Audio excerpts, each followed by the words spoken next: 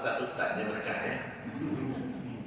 Faradallahu azza wa jalla alaikum siyamahu. Allah wajibkan puasa di bulan Ramadan. Tidak ada bulan yang lain ada kewajiban puasa, enggak ada. Cuma Ramadan yang ada kewajiban puasa. Tapi kalau sholat semua bulan, zakat semua bulan, ya, haji bulan haji, khusus bulan haji ya. Tapi enggak full haji. Haji enggak full 1 bulan, tapi kalau Ramadan full puasa 1 bulan. Jadi itu keistimewaan Ramadan. Faradallahu alaikum siyamahu. Allah wajibkan puasa bulan Ramadan. Tuftah fihi abwabus sama. Dibuka pintu langit. Artinya kalau kita mau berdoa bulan Ramadan mustajab, pintu langit dibuka. Jadi kalau mau minta terdengar suaranya sampai ke langit. Ya. Kalau pintu masjid dibuka, orang ribut di luar kedengaran, gitu kan? Jadi pintu langit terbuka artinya mau doa kedengaran sampai ke langit. Wa tughlaq fihi abwabul jahim. Ya. Neraka ditutup, pintu neraka ditutup. Kenapa pintu neraka ditutup? Bukan berarti pintu neraka di bulan lain terbuka, bukan. Peluang masuk neraka kecil. Peluang masuk neraka kecil. Ya, kenapa? Karena maksiat enggak banyak. Orang puasa semua. Ya mau ngajak siapa inti, gitu kan? Ya, jadi orang puasa semua. Wa tughlaq fihi abwabul jahim. Jadi bukan bulan lain neraka enggak dibuka, dibuka bukan. Ya, artinya peluang masuk neraka kecil di bulan Ramadan. Wa tughallu fihi maradatus syayatin. Dibelenggu padanya setan. Ustaz, kok ada yang enggak puasa di bulan Ramadan? Katanya dibelenggu setan. Yang membelenggu setan itu kita sendiri. Yang puasa setannya terbelenggu. Terbelenggu, orang terbelenggu enggak bisa berkutik, enggak bisa ngapa-ngapain kalau udah terbelenggu. Ya, saat orang puasa setan merasa dibelenggu, dia nggak bisa menggoda dia, ya. Yo keluar nonton, kalau saya puasa, ya, nggak kepengen mau nonton, nggak kepengen, ya, ngafi nggak kepengen, gitu kan, ya karena memang puasa, ya. Jadi keluar nggak kepengen, gitu kan, ya. Setan merasa terbelenggu, nggak bisa berkutik, Orang terbelenggu nggak bisa berkutik, ya. Jadi kita sendiri yang membelenggunya. Kalau ada yang nggak puasa, dia nggak belenggu setannya. Setan datanglah sama dia. Makanya kadang-kadang orang bulan Ramadan ya kalau udah kesetanan lebih daripada di luar Ramadan. Kenapa? Banyak yang terbelenggu setannya mau goda dia. Ya udah, numplak ada satu yang bisa digoda, goda semua dah rame-rame kita ya. Wa tughallu fihi maradatus syayatin. Terbelenggu padanya setan karena orang puasa semua. Lillahi fihi lailatul khairun min alfi syahr. Di dalamnya ada 1 bulan, ada 1 malam lebih baik daripada 1000 bulan. 1 malamnya aja lebih baik daripada 1000 bulan, apalagi 30 malam. Man hurima khairuha faqad hurima, ya.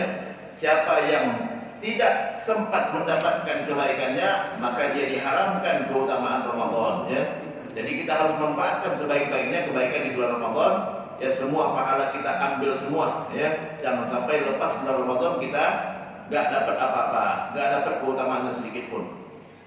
Jadi itu yang kedua, keutamaan Ramadan. Yang ketiga, datangnya bulan Ramadan merupakan ampunan bagi umat Islam atas dosa yang dilakukan sejak Ramadan sebelumnya. Jadi kesempatan kita dapat ampunan lagi, karena semua ibadah itu mengampuni dosa. Rasulullah dalam hadis pernah bersabda, wassalawatul khamsu, salat 5 waktu, wal jum'ah ila jum'ah, dari Jumat ke Jumat, wa Ramadan ila Ramadan, dari Ramadan ke Ramadan, mukaffiratul lima bainahunna, menghapuskan dosa antara keduanya. Jadi kita nanti sholat zuhur menghapuskan dosa dari subuh sampai zuhur, nanti asar menghapuskan dosa dari zuhur sampai asar. Ramadan datang menghapuskan dosa yang tidak bisa diampuni kecuali dengan puasa. Ya, nanti ada beberapa dosa kita nggak bisa diampuni kecuali dengan puasa, datang Ramadan Allah ampuni. Jadi Jumat ke Jumat ada dosa yang nggak bisa diampuni kecuali dengan sholat Jumat. Nanti Jumat datang, ya, kesempatan kita dapatkan ampunan dari Jumat ke Jumat. Tidak studi batil kabair, dengan syarat dosa besar dihindari. Jangan melakukan dosa besar. Ya, dosa besar. Apa itu dosa besar? Dosa besar adalah dosa yang ada hubungan dunia akhirat, itu dosa besar. Dosa yang ada hubungan, yang ada hukuman dunia akhirat, itu dosa besar. Mencuri, Di dunia dipotong tangan harusnya, cuma banyak yang nggak dipotong tangan. Kalau dipotong tangan udah habis semua tangannya ya. Padahal nggak punya tangan semua nanti ya. Jadi semua dosa yang ada hukuman dunia akhirat dosa besar. Mencuri, berzina dicambuk atau dirajam. Ya, korupsi, ya itu adalah dosa besar semua. Jadi selama tidak melakukan dosa besar, ibadah-ibadah kita bisa ngampunin dosa-dosa kita. Kita apa? Kita puasa, ngampunin dosa. Kita sholat, ngampunin dosa. Kita sholat Jumat, ngampunin dosa. Ya, selama itu bukan dosa besar. Kalau dosa besar, harus taubat kepada Allah Subhanahu wa taala. Harus kita minta ampun kepada Allah, menyesal, bertekad nggak ngulangin kembali dan siap untuk menggantinya dengan kebaikan yang banyak. Itu keutamaan yang ketiga. Jadi Ramadan ngampuni dosa, ya ngampuni dosa tapi di luar dosa besar. Yang keempat, diwajibkan menghormati bulan Ramadan. Wajib kita menghormati bulan Ramadan. Puasa di bulan Ramadan bukan pilihan. Ya, bukan pilihan artinya harus dilakukan. Enggak boleh kita enggak puasa kecuali ada uzurnya. Rasulullah dalam hadis pernah bersabda, "Man aftara yauman min Ramadan min ghairi rukhsatin rakhasaha Allahu lahu lam yaqti anhu siyamud dahri wa insama." Siapa yang tidak berpuasa satu hari saja di bulan Ramadan tanpa keringanan yang Allah berikan, maka tidak bisa dia bayar walaupun dia puasa seumur hidup. Di sini sebutkan seumur hidup atau setahun penuh. Jadi dosa besar kalau kita nggak menghormati bulan Ramadan. Jadi nggak boleh orang nggak puasa ya di bulan Ramadan kecuali ada uzur yang membolehkan. Apa uzurnya nanti akan dibahas ya. Kalau nggak dibahas nanti akan saya sebutkan. Kiat menyambut Ramadan. Apa yang harus kita lakukan karena Ramadan punya keutamaan? Ya satu-satunya bulan yang Allah sebut namanya dalam Al-Quran. Kemudian di dalam bulan Ramadan juga bulan penuh berkah, ya setan dibelenggu, neraka ditutup. Kemudian bulan Ramadan juga kita punya kesempatan mendapatkan ampunan, dan di bulan Ramadan juga, ya kita wajib melaksanakan puasa dan tidak boleh kecuali ada uzurnya. Apa kiat menyambut Ramadan? Yang pertama, belajar dan mengenal ibadah yang disyariatkan di bulan Ramadan. Harus kita mengenal apa ibadah yang disyariatkan di bulan Ramadan. Yang pertama adalah tentu puasa, ya. Yang kedua adalah sholat tarawih. Yang ketiga adalah banyak baca Quran, ya. Yang keempat adalah kita menjaga anggota tubuh kita dari semua maksiat, ya. Banyak-banyak zikir, kita jaga hati kita, jaga semua anggota tubuh kita jangan sampai bermaksiat kepada Allah Subhanahu wa taala. Semua waktu kalau ibadah berlipat ganda pahalanya, maka dosa pun berlipat. Jadi semua waktu kalau berbuat baik pahalanya besar, berbuat dosa juga besar juga. Ya, hari Jumat pahala dilipat gandakan, ya, dosa pun berlipat juga. Ya, Ramadan pahala dilipat gandakan, dosa pun berlipat juga. Jadi jangan sampai kita bulan Ramadan kita bukan panen pahala tapi panen dosa, ya. Jangan sampai panen dosa. Jadi itu kiat yang pertama, kita belajar apa saja ibadah yang disyariatkan di bulan Ramadan, ya. Antara lain kita yang tahunya adalah puasa, ya, banyakin baca Quran karena Quran diturunkan di bulan Ramadan.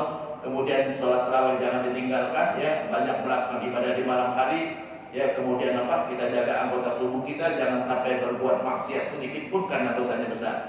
Yang kedua, menyambut Ramadan dengan sukacita dan persiapan yang baik. Kita sambut dengan baik, ya. Kita persiapkan, kita senang dengan datangnya Ramadan. Kita bisa nguji iman kita, ya. Kita bisa nguji hati kita sejauh mana kita senang datangnya Ramadan. Kalau hati kita senang datangnya Ramadan, hati kita berarti bersih. Tapi kalau kita biasa-biasa saja, biasa saja, ya, berarti hati kita masih kotor, perlu dibersihkan. Bersihkan dari penyakit hati, bersihkan dari dosa, banyak-banyak istighfar, banyak-banyak minta maaf kepada orang lain supaya hatinya bersih. Ya. Kenapa? Karena kata Rasulullah, "Idza adnabal mu'min nukita fi qalbihi nuqtatun sauda." Seorang mukmin kalau berbuat dosa ada noda hitam di hatinya. Jadi hati kita itu putih, ya, putih. Kalau kita berbuat dosa ada titik hitam. Idza taba wasta'tab, kalau dia bertaubat, menyesal, bertekad enggak ngulangin kembali, itu noda hitam tadi dibersihkan. Sama aja kita cuci lagi, jadi putih lagi. Idza zada, tapi kalau kita nggak pernah bertaubat, nggak pernah minta maaf, nggak pernah minta ampun sama Allah, ya, noda hitamnya terus bertambah. Hatta ta'lu qalbak, sampai hatinya penuh dengan noda hitam, tertutupi oleh noda hitam tadi. Hatta ta'lu qalbak fadzalika ron, itulah yang dinamakan dengan ron. alladzi fi qoulihi, yang ada dalam firman Allah dalam Al-Qur'an, kalla barwana ala qulubihim ma kanu yaksibun. Tentu saja kata Allah, sekali-kali enggak bakalan dia senang datang Ramadan, sekali-kali dia enggak akan menikmati puasa Ramadan, enggak akan senang datang ke masjid, enggak akan tergerak untuk baca Quran. Kenapa? Hatinya sudah penuh dengan noda hitam. Maka yaksibun, akibat dosa yang dia lakukan. Jadi yang kedua, kita menyambut Ramadan dengan sukacita, yang gembira, ya. Kalau kita gembira setiap datang kebaikan, berarti hati kita masih bersih. Ya. Besok hari ceramah, oh senang banget. Itu hati kita bersih. Besok hari ceramah, nggak enak. Ya. Nah ini berarti masih kotor. Ya. Jadi ya, bisa kita muji hati kita sendiri. Ya. Kalau kita senang dengan kebaikan, berarti hati kita bersih. Ya. Kalau ini hitam, kita tulis ayat Quran kebaca nggak? Nggak kebaca. Sampai ayat Quran 1000 ayat sekalipun nggak kebaca sama dia. Ya, tulis hadis nggak kebaca juga. Kenapa? Hitam. Baru bisa kebaca kalau putih, benar nggak? Jadi kalau putih baru bisa kebaca. Makanya kadang-kala orang disampaikan ayat 1000 ayat sekalipun dia nggak dengar. Ya, nggak mau dengar. Kenapa? Masih hitam. Coba kalau putih, ya sedikit aja alif lam mim langsung dengar dia. Oh, enak banget ya. Jadi ya, itu putih namanya ya. Kalau putih coret dikit aja kebaca dari jauh. Benar nggak? Coret dikit aja kebaca dari jauh. Tapi kalau hitam gede-gede nggak akan kebaca. Ya nggak akan kebaca. Jadi kita sambut bulan Ramadan dengan sukacita dan persiapan yang baik. Dulu sahabat Rasulullah, ya Rasulullah dan para sahabat itu menyambut Ramadan itu 6 bulan sebelumnya. Jadi bukan dari tinggal beberapa hari nyambutnya kan, 6 bulan sebelumnya. Berapa bulan lagi? 5 bulan, 4 bulan, dihitung, ya, dihitung. Jadi saking kenapa? Kesempatan kita dapat pahala yang banyak. Kesempatan dapat pahala yang banyak. Yang ketiga, memperbanyak ibadah sejak sebulan sebelumnya. Jadi sebulan sebelumnya Rasulullah puasa di bulan Sya'ban itu hampir sebulan. Ya, jadi udah persiapan. Kalau mobil gitu kan gigi 1 dulu udah masuk, ya, gigi 2, gigi 3, masuk Ramadan gigi 5 langsung kan. Ya. Jadi udah disiapin, baca Quran udah mulai dari sekarang, puasa udah mulai dari sekarang, ya. Mau jaga nafsu kita dari sekarang udah ya. Makannya udah mulai dikurangin, bukan malah makannya tambah banyak gitu kan. Bukan malah makannya tambah banyak, makannya udah mulai dikurangin, jadi siap. Ya, saat Ramadan udah tinggal landas. Jadi memperbanyak ibadah sejak sebulan sebelumnya. Mengingat Ramadan adalah bulan ibadah, maka akan sulit untuk mengoptimalkan ibadah di bulan Ramadan tanpa persiapan dan berlatih diri dengan memperbanyak ibadah di bulan-bulan sebelumnya. Makanya Rasulullah sangat banyak puasa di bulan Sya'ban, bahkan sebulan penuh Rasulullah puasa di bulan Sya'ban. Ya, di sini ada hadis Anna Aisyah radhiyallahu anha qalat, Aisyah berkata, lam yakunin Nabi tidak pernah yasumu syahran, puasa 1 bulan aktsar min Sya'ban, lebih banyak daripada bulan Sya'ban. Fa innahu kana yasumu Sya'ban kullah, Nabi puasa bulan Sya'ban secara keseluruhan. Jadi 1 bulan penuh. Kalau kita puasa cuma Ramadan, Nabi Sya'ban Ramadan 2 bulan. Ya. Yang keempat, jangan lupa bayar hutang yang lalu. Ya, mengqadha puasa yang tertinggal di Ramadan sebelumnya. Ustaz, bayar fidyah atau qadha Ustaz? Ya, qadha. Yang fidyah itu hanya untuk yang enggak mampu qadha. Bayar fidyah hanya untuk yang enggak mampu mengqadha. Fidyah itu nomor 2. Nomor 1 qadha, ya. Kalau kita segar bugar bisa mengqadha, wajib qadha, bukan bayar fidyah. Fidyah itu untuk orang yang enggak mampu mengqadha. Allah berfirman, wa 'alal ladzina yutiqunahu fidyatun ta'amu miskin. Yang tidak sanggup lagi berpuasa, nggak sanggup lagi berpuasa karena lanjut usia, sakitnya bertahun-tahun nggak sembuh-sembuh gitu kan. Ya, fidyatun ini orang yang bayar fidyah, bukan orang yang segar bugar. Ya, kemarin ada yang nanya ke saya gitu kan, Ustaz, saya tahun lalu nggak puasa sebulan penuh. Kenapa? Hamil. Emang kenapa nggak puasa? Saya sudah berkali-kali katakan, hamil sendiri tidak membolehkan kita nggak puasa. Yang boleh orang hamil nggak puasa kalau kondisinya seperti orang sakit, muntah-muntah terus, badannya lemes karena makanannya keluar semua. Ini silakan batalin karena untuk mengganti energi yang keluar tadi. Tapi kalau segar bugar bisa joget-joget di TV, nggak boleh. Saya tahun ini cuti puasa, kenapa? hamil tapi dia joget-joget. Enggak boleh dia nggak puasa. Siapa yang izinkan dia nggak puasa? Ya. Baru boleh nggak puasa ibu hamil, ibu menyusui kalau kondisinya sama seperti orang sakit.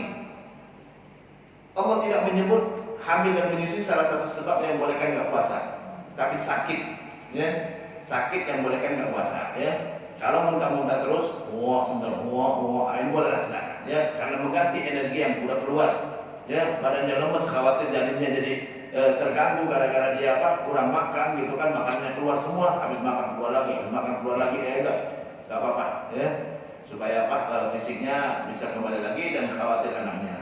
Jadi fidyah hanya untuk orang yang nggak bisa mengkodok. Jadi kalau masih punya hutang, ayo segera dibayar. Ustaz, datang Ramadan saya belum sempat bayar bulan lalu tahun lalu, maka setelah selesai Ramadan nanti bayar. Ya, kalau mazhab Syafi'i setelah selesai Ramadan bayar dengan qadha plus bayar fidyah karena hukuman kenapa yang dilalaikan. Masa 11 bulan nggak ada waktu buat qadhanya, gitu kan? Jadi kalau ibu hamil ya nggak puasa, silakan nggak puasa, tapi jangan nggak puasa terus. Ya, saat-saat nggak mampu saja. Justru saat kita hamil sebaiknya kita banyakin ibadah, karena kita mendidik anak yang ada dalam perut. Kita puasa ngajarin dia puasa, kita sholat ngajarin dia sholat, kita ngaji ngajarin dia ngaji. Ya, saya pernah cerita kalau nggak salah dulu ya, beberapa tahun yang lalu ada yang anak yang cacat mental di TV RCTI, ya, hafal Quran. Cacat mental hafal Quran. Kok bisa hafal Quran? Suruh baca Quran nggak bisa dia. Nggak bisa, suruh baca Quran nggak bisa. Tapi hafal Quran. Kenapa? Ibunya baca Quran terus. Saat hamil itu mau bacain dari sekarang dia dalam perut. Udah keluar kabur dia.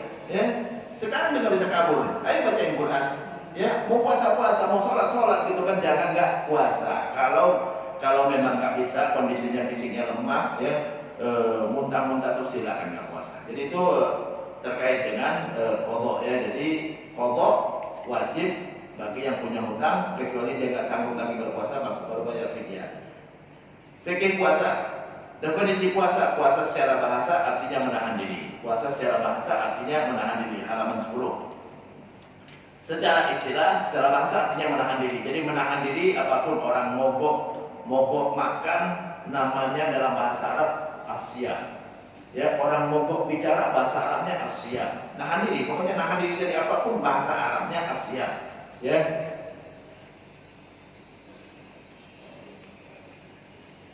Tapi secara istilah, secara terminologi fikih, puasa itu ada definisi khusus. Jadi bukan sekedar menahan diri, tapi al-imsak anil muftirat, menahan diri dari yang membatalkan puasa, min tulu'il fajri, dari sejak terbit fajar, dari terbit fajar ila ghurubi syamsi, hingga terbenam matahari, ma'an niyah, disertai niat. Jadi ini definisi daripada puasa secara terminologi fikih. Menahan diri dari yang membatalkan puasa. Jadi menahan diri dari yang membatalkan puasa. Intinya jangan melakukan yang membatalkan puasa dari subuh sampai maghrib. Menahan diri dari yang batal puasa dari subuh sampai maghrib. Ya, patokannya saya sudah pernah menyebutkan, patokannya adalah waktu subuh dan waktu maghrib, bukan azan. Ya, bukan azan patokannya, karena azan bisa percepatan, bisa terlambat. Ya, Ustadz katanya kalau kita sahur, ya, dengar azan masih boleh makan sampai azan selesai. Tidak. Siapa yang bilang begitu? Ya. Kalau azannya kecepatan ya masih boleh, walaupun azan sudah selesai pun masih boleh kalau kecepatan. Azan subuh sekarang jam 4.40 ya, 4.39 ya, 4.39. Terus ada yang azan Allahu Akbar dia jam 4.30 masih boleh makan. 4.35 dia udah selesai azan masih boleh karena masih 4 menit lagi, ya. Jadi bukan patokan azan, bukan, ya. Jadi nggak benar kalau ada yang mengatakan katanya kalau dengar azan masih boleh sampai azan selesai. Enak aja kong kali kong sama muazzin. Ya, nanti kalau azan subuh yang lama-lama ya antara Allahu Akbar ya 2 menitan. Allahu Akbar lagi ya. Enak sekali ya. Salah itu ya. Jadi patokannya waktu subuh udah masuk nggak boleh makan lagi walaupun belum azan. Ya, waktu maghrib sudah masuk, walaupun belum azan, boleh berbuka. Jadi patokannya waktu subuh, waktu maghrib. Lihat jadwal ya. Maghrib sekarang jam 17.57 apa 58? 57 ya. Jam 17.57. 17.57 udah boleh kita berbuka walaupun belum dengar azan. Asalkan jamnya jangan kecepatan. Ya. Nah ini kalau jamnya dicepetin ya salah ya. Oh, Ustaz udah jam 17.57 tapi jamnya dicepetin 10 menit. Ya, salah ya. Jadi patokannya waktu bukan azan ya. Jadi menahan diri yang batalkan puasa dari terbit fajar sampai terbenam matahari atau dari subuh sampai maghrib, ma'an niat harus berniat. Tanpa niat maka nggak sah puasa kita. Ya, nah ini ada penjelasannya, silakan dibaca nanti di rumah. Rukun puasa ada dua. Rukun puasa ada dua ya. Pertama adalah niat. Wajib berniat. Ustaz niatnya kapan? Kemarin sudah ada yang bertanya ya. Niat tiap malam. Tiap malam kita berniat. Dari sejak maghrib kita sudah boleh berniat buat puasa besok. Jadi apa itu niat? Apa niatnya? Niat itu dalam hati, bukan yang diucapkan. Kalau yang kita ucapkan, nawaitu shauma ghadin an ada'i fardhi syahri ramadhan hadhihi sanati lillahi ta'ala, itu lafaz niat. Belum sah niatnya kalau belum dalam hati. Apa dalam hatinya? Dalam hati aku berniat puasa esok hari fardu karena Allah. Minimalnya seperti itu. Kalau mau ditambahin lagi, aku berniat puasa esok hari daripada menunaikan fardu bulan Ramadan ini tahun karena Allah, boleh silakan. Ya, tapi intinya 4 kata itu jangan sampai hilang, jangan sampai enggak terlintas dalam hati. Aku berniat puasa esok hari, hukumnya apa? Fardu. Kenapa? Karena Allah. 4. Ya, 4. Aku berniat karena orang muslim tidak diterima ibadahnya kalau dia enggak niat. Enggak diterima ibadahnya kalau enggak niat, gitu kan? Yang kedua, puasa esok hari. Orang muslim kalau beribadah harus tahu ibadah itu namanya apa? Puasa. Saya berniat sholat, saya berniat berwudu. Harus tahu namanya apa, enggak boleh tanpa ilmu. Yang ketiga, hukumnya apa? Harus tahu hukumnya juga, fardu. Yang keempat, karena Allah Subhanahu wa ta'ala. Semua ibadah harus karena Allah, bukan karena mau sehat, bukan ya. Saya mau puasa terus dah supaya sehat, bukan. Karena Allah, enggak boleh karena mau sehat, ya. Karena Allah, ya. Saya mau salat duha supaya tambah rezeki, enggak boleh. Karena Allah. Boleh karena mau dapat rezeki? Enggak. Karena Allah, bukan karena dunia. Enggak boleh kita ibadah untuk urusan dunia karena Allah Subhanahu wa ta'ala. Karena Allah yang memerintahkan saya, karena Allah yang menganjurkan saya, karena Allah yang harus saya sembah, gitu kan? Jadi itu karena Allah, enggak boleh urusan dunia, enggak boleh. Ya. Karena Allah Subhanahu wa ta'ala. Adapun kita dapat dunia setelah itu bonus. Bonus, ya. Semuanya harus karena Allah Subhanahu wa ta'ala. Walladzina sabaru ibtigha'a wajhi rabbihim. Orang-orang yang sabar ikhlas karena Allah. Sabar harus karena Allah juga. Ya, bukan sabar karena kasihan dia, bukan. Ya, dicaci maki sama orang, ada sabarlah kasihan sama dia. Bukan, karena Allah yang merintahkan yang disabar, gitu kan? Bukan sabar karena takut juga, bukan ya. Ini kenapa nggak balas? Bukti katanya nggak boleh. Ini nggak dapat pahala. Ya, sabar. Kan saya dikatakan aku sabar. Ya, bukan nanti nggak bisa balas dia, bukan. Ya. Tapi karena Allah perintahkan saya sabar. Jadi karena Allah, semuanya harus karena Allah. Walladzina sabaru ibtigha'a wajhi rabbihim.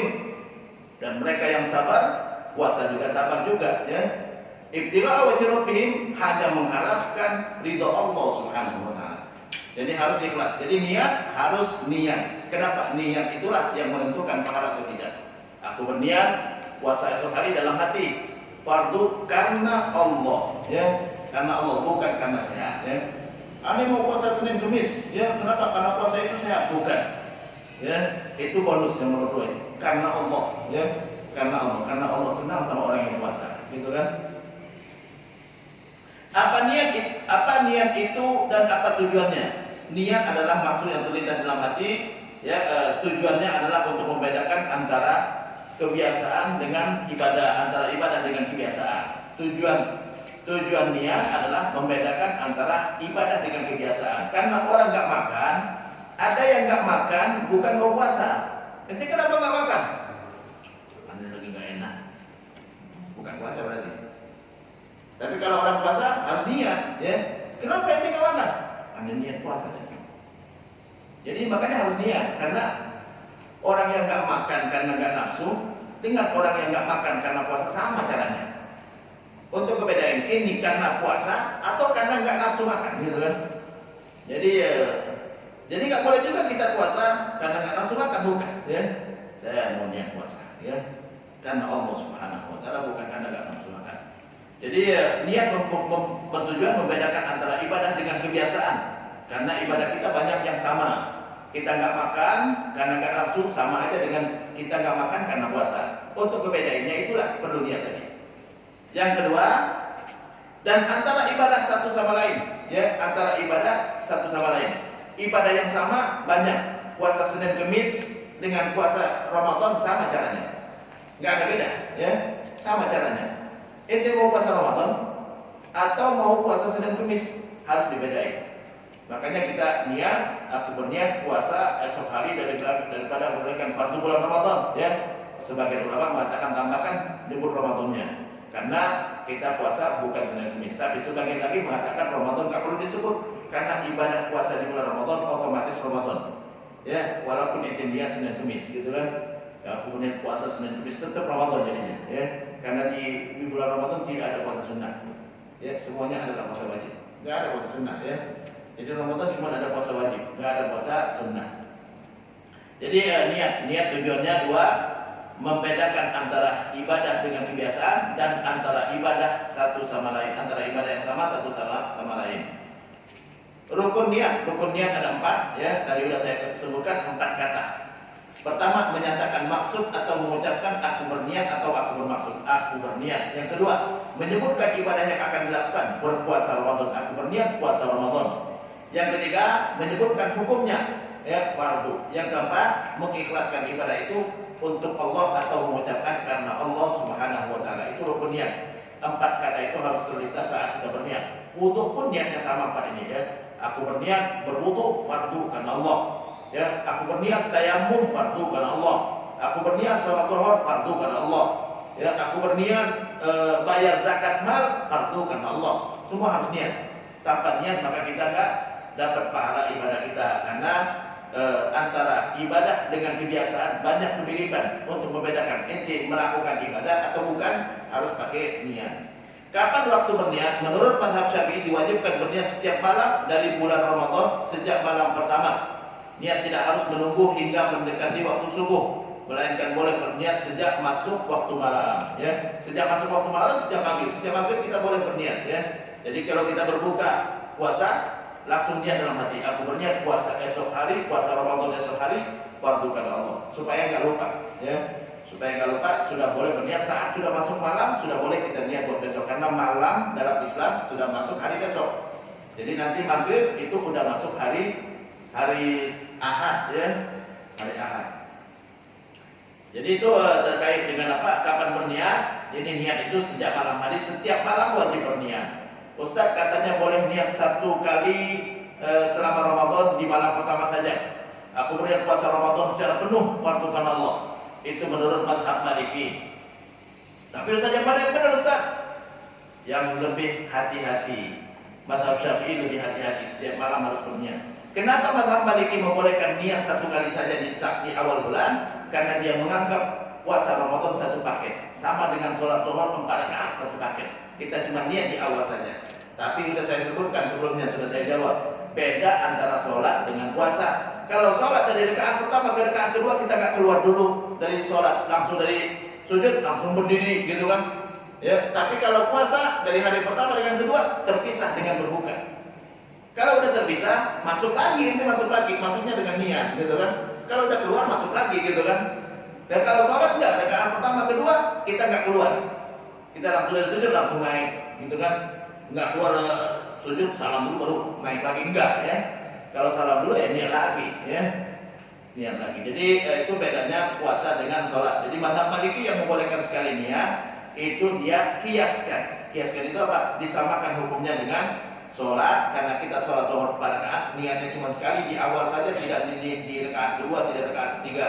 Tapi menurut mazhab Syafi'i, dan itu mazhab mayoritas ulama, harus niat tiap malam. Kenapa? Karena beda antara sholat dengan puasa. Kalau sholat rakaat pertama kedua kita nggak keluar lagi.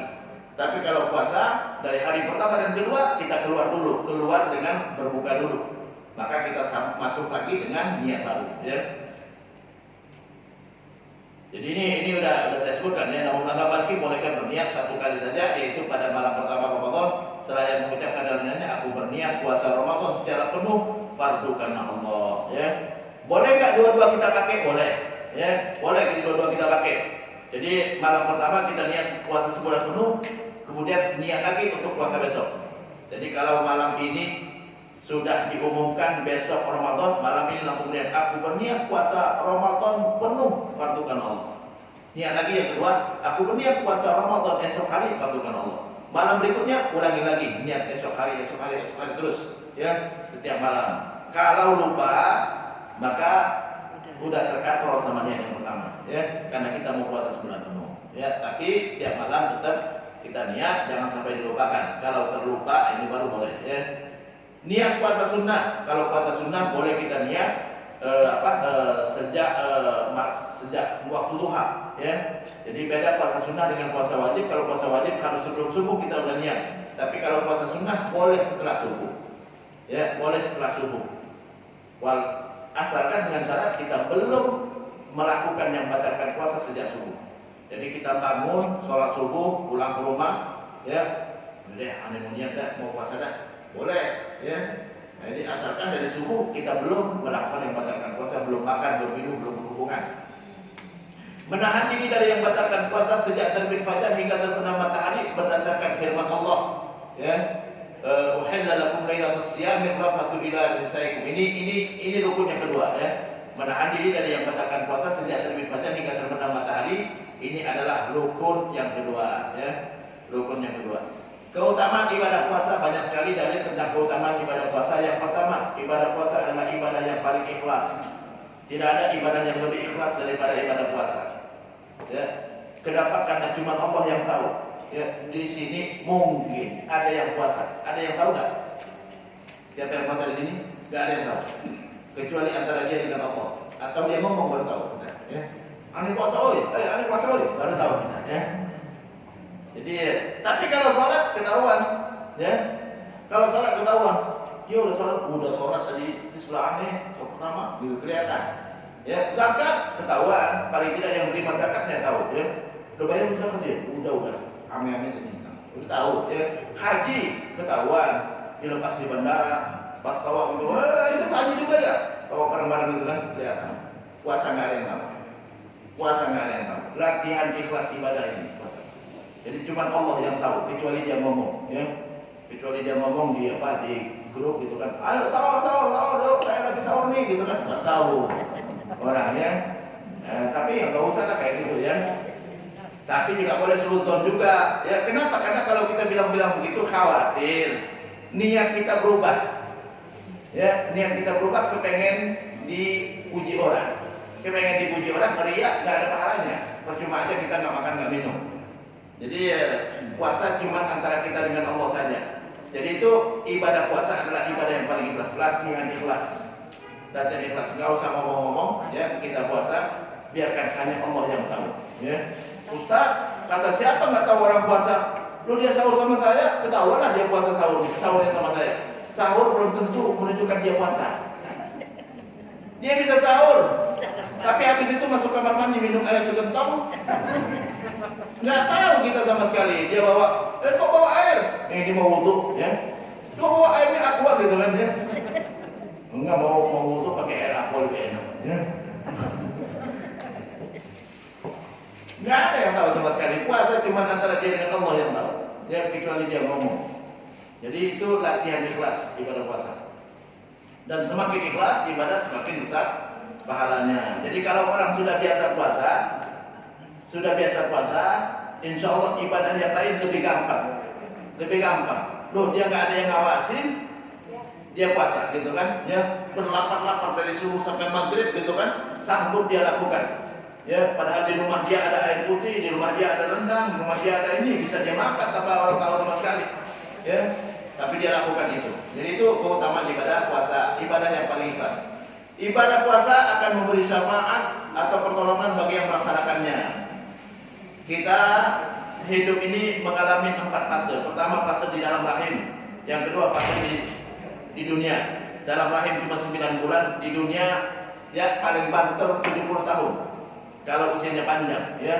Covid sekarang sudah banyak yang meninggal, ya. Jadi usia kita nggak lama. Yang lebih lama itu di kuburan. Di kuburan itu ya bisa berabad-abad. Nabi Adam sudah berpuluh-puluh abad, Nabi kita Muhammad sudah 14 abad, Abu Bakar, Umar, Utsman, Ali sudah 14 abad.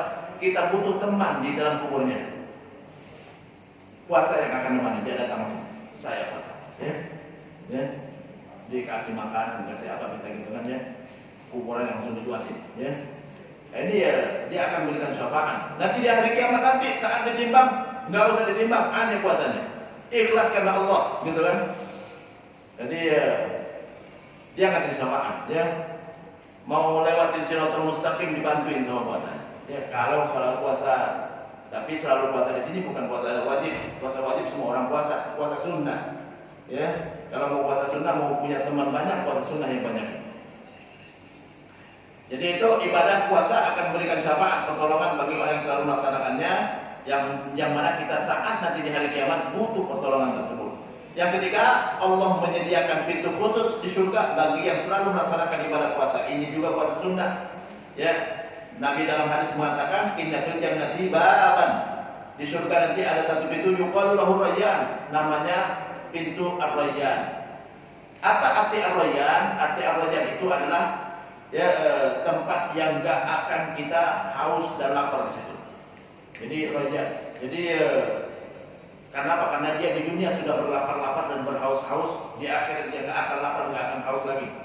Bukan berarti kita gak makan, gak minum. Makanan tersedia, ya, tersedia dengan banyaknya, melimpah, gitu kan, sehingga kita gak akan merasakan lapar sama sekali di sana. Nah itu babul rayyan, khusus untuk orang yang selalu puasa. Bukan puasa wajib, tapi puasa sunnah. Karena kalau puasa wajib semua puasa, ya. Yang sunnah itulah yang membedakan. Nah itu keutamaan ibadah puasa, ya. Mungkin ada saya tambahkan sedikit yang belum saya cantumkan di sini, ya. Ini saya baru sekarang bacanya ini. Dari sejak saya tulis dulu baru sekarang saya baca, ya. Baru sekarang saya baca, gitu kan. Udah, Ustaz, ini mau dicek dulu nggak usah lah, cetak aja dah, ya. Saya tambahkan gitu kan, ibadah puasa latihan meninggalkan yang diharamkan Allah Subhanahu wa taala. Ya. Kita nggak makan, nggak minum, latihan meninggalkan makanan haram. Jadi kalau dari subuh sampai maghrib ada minuman, ada makanan di rumah kita nggak sentuh sama sekali. Padahal makanan tersebut punya kita sendiri. Halal bukan babi. Minumannya juga minuman halal juga, air putih. Ya, bukan minuman keras. Kita sanggup menahan diri, kita nggak sentuh sama sekali. Ya, lihat air putih nggak kepengen sama sekali. Lihat rendang nggak kepengen sama sekali. Ya, itu latihan apa? Latihan meninggalkan makanan yang diharamkan. Kalau di depan mata ente ada harta orang lain, jangan disentuh. Di rumah ente latihan udah selama Ramadan dari subuh sampai maghrib, ente nggak sentuh makanan sendiri, harta sendiri. Nggak ada yang marah sama sekali, nggak ada yang melihat. Ya, sekarang ya harta orang lain kalau ente ambil marah orang. Ya, haram buat ente, gitu kan? Kalau di depan mata ente ada babi, jangan disentuh. Selama puasa dari subuh sampai maghrib kita sudah menahan diri, ada rendang di rumah kita nggak sentuh. Ya. Kalau di depan mata kita ada minuman keras, jangan disentuh. Kenapa? Karena selama Ramadan kita sudah latihan dari subuh sampai maghrib, ada air putih kita nggak sentuh sama sekali. Selama Ramadan, selama puasa dari subuh sampai maghrib kita nggak sentuh istri sendiri. Bukan nggak sentuh itu boleh, ya. Maksudnya sentuh yang beda, ya. Kalau di depan mata kita ada perempuan lain, jangan disentuh juga. Ya, jangan disentuh juga. Kenapa? Saya udah latihan. Di rumah saya sendiri ada istri sendiri, nggak ada orang lain. Istri saya disentuh pasti senang dia, gitu kan? Ya, saya nggak sentuh sama sekali, gitu kan? Apalagi kalau perempuan lain, ya. Apalagi suami orang lain, gitu kan? Jadi itu latihan. Latihan menjadi orang yang konsisten meninggalkan yang diharamkan, baik itu berupa makanan ataupun berupa nafsu, ya. Jadi jangan kita lirik-lirik perempuan lain, jangan lirik laki-laki lain, gitu kan, ya. Ya kenapa? Aneh udah latihan selama Ramadan, ya. Udah latihan di rumah saya, ada suami sendiri, ada istri sendiri, saya nggak sentuh sama sekali, saya abaikan saja, gitu kan, ya. Saya jaga nafsu saya, gitu kan. Apalagi ada perempuan lain atau laki-laki lain, harusnya saya sanggup untuk menahan nafsu saya, ya. Kalau ada apa harta yang diharamkan, ya seharusnya kita sanggup untuk menahan diri, ya, karena di bulan Ramadan kita tidak menyentuh harta kita sendiri, makanan kita sendiri, minuman kita sendiri yang halal juga gitu kan, kita nggak sentuh, ya. Itu hikmah dari puasa yang menjadikan, makanya Allah dalam Al-Quran menyebut tujuan dari puasa menjadikan kita bertakwa, melaksanakan perintah Allah, karena puasa berarti kita melaksanakan perintah Allah dengan ikhlas. Yang kedua, menjauhi larangan Allah, yang kita latihan meninggalkan yang diharamkan, baik berupa makanan atau berupa nafsu. Macam-macam puasa, puasa ada macamnya. Ya, pertama puasa wajib. Puasa wajib itu ada tiga. Puasa wajib ada tiga, ya. Yang wajib untuk semuanya itu adalah puasa Ramadan. Wajib untuk semua orang Muslim, ya, pada berakal yang memenuhi syarat, nanti akan disebutkan syaratnya. Jadi puasa wajib, ya, ada nanti dijelaskan, ya. Saya singkat aja. Yang puasa wajib yaitu puasa Ramadan. Yang kedua puasa kafarah. Puasa kafarah itu puasa penebus dosa. Jadi ada beberapa dosa yang bisa ditebus dengan puasa, seperti berhubungan suami istri di siang hari bulan Ramadan, ya, itu adalah dosa besar. Gak boleh kita berhubungan suami istri di siang hari bulan Ramadan, puasa ataupun tidak puasa kita. Gak boleh, ya. Karena kadang-kadang banyak orang mengatakan, Ustaz, katanya kalau mau berhubungan di siang hari bulan Ramadan, batalin dulu, minum air putih dulu, baru kita berhubungan. Salah, ya. Enak sekali gitu ngakalinnya, ya. Syariat Islam, ya. Katanya minum air putih dulu, batalin dulu, baru kita berhubungan. Enggak boleh berhubungan di siang hari bulan Ramadan, inti puasa ataupun tidak, inti musafir ataupun tidak, ya, tetap nggak boleh, ya. Enak sekali, ya, kalau kamu berhubungan musafir aja gitu kan, musafir kan boleh nggak puasa, boleh nggak puasa, boleh berhubungan, tidak, nggak boleh berhubungan baik inti puasa ataupun tidak, ya, karena bulan Ramadan wajib kita muliakan, ya, berhubungan hanya di malam hari saja, ya, jadi nggak boleh berhubungan di siang hari, ya. Nah, orang yang berhubungan di siang hari bulan Ramadan, maka dia, ya, harus tebus dosanya karena dia melakukan dosa besar. Tadi sudah saya sebutkan, dosa besar adalah dosa yang ada hukuman di dunia dan hukuman di akhirat, ya. Maka dia harus tebus dosanya dengan memerdekakan hamba sahaya atau, ya, berpuasa 2 bulan berturut-turut. Kalau nggak bisa melakukan memerdekakan hamba sahaya, puasa 2 bulan berturut-turut. Kalau nggak mampu, maka dia diganti dengan memberi makan 60 orang miskin, ya. Jadi puasa wajib. Puasa wajib di sini ada puasa Ramadan, ya. Nah, ini ya sejarah singkat puasa, ya. Saya akan bahas sejarah singkat puasa, ya. Syarat wajib puasa Ramadan. Syarat wajib puasa Ramadan di sini ada 7 kalau nggak salah. 1, 2, 3, 4, 5, 6, ya. 1, 2, 3, 4, 5, 6, ya. 6, ya. Sehingga saya ada 7, ya. Coba saya lihat. Pertama, Muslim. Syarat wajib puasa Ramadan Muslim. Jadi setiap orang Muslim wajib dia berpuasa. Yang kedua, balik. Anak kecil nggak wajib puasa, tapi sunnah kita latih untuk dia puasa. Sunnah kita latih dia puasa sejak usia 7 tahun, sebagaimana sholat disunnahkan anak usia 7 tahun sudah dilatih untuk sholat, begitu juga dilatih untuk puasa, ya. Jadi kemudian berakal, orang gila, ya, orang gila juga tidak wajib dia berpuasa. Caranya berakal. Yang keempat, mukim, musafir nggak wajib puasa, tapi kalau mau puasa boleh. Ya, kalau mau puasa boleh, ya, kalau dia puasa maka tidak perlu dia qadha, tapi kalau dia nggak puasa dia qadha di hari yang lain. Kemudian sehat, orang sakit boleh tidak berpuasa kalau sakitnya menyebabkan dia nggak sanggup untuk berpuasa, ya, atau dia butuh, ya, imunitas tubuh untuk bisa memulihkan kesehatannya seperti orang kena COVID, maka boleh nggak puasa, tapi di qadha di saat sudah sembuh. Kemudian tidak dalam keadaan haid dan nifas. Karena perempuan yang ada dalam kondisi haid dan nifas, ya, itu tidak boleh berpuasa, haram berpuasa. Perempuan haid dan nifas haram berpuasa, ya. Perempuan haid dan nifas itu haram puasa, haram sholat, haram masuk masjid, haram baca Quran, ya, haram berhubungan, ya, haram megang Quran dan bawa Quran. Enggak boleh, haram. Bukan apa? Bukan karena Ustaz katanya khawatir kotor, bukan. Puasa apa hubungannya dengan kotor? Ya, enggak ada hubungannya, ya. Orang puasa boleh puasa di rumah kan, ya. Jadi Ustaz katanya enggak boleh masuk masjid khawatir kotor, bukan. Ya. Tapi enggak boleh memang perempuan haid dan nifas haram dia puasa, sholat, berhubungan, ya. masuk masjid, diam di masjid, baca Quran, megang Quran, bawa Quran, ya, nggak boleh, haram hukumnya. 8, ya 8.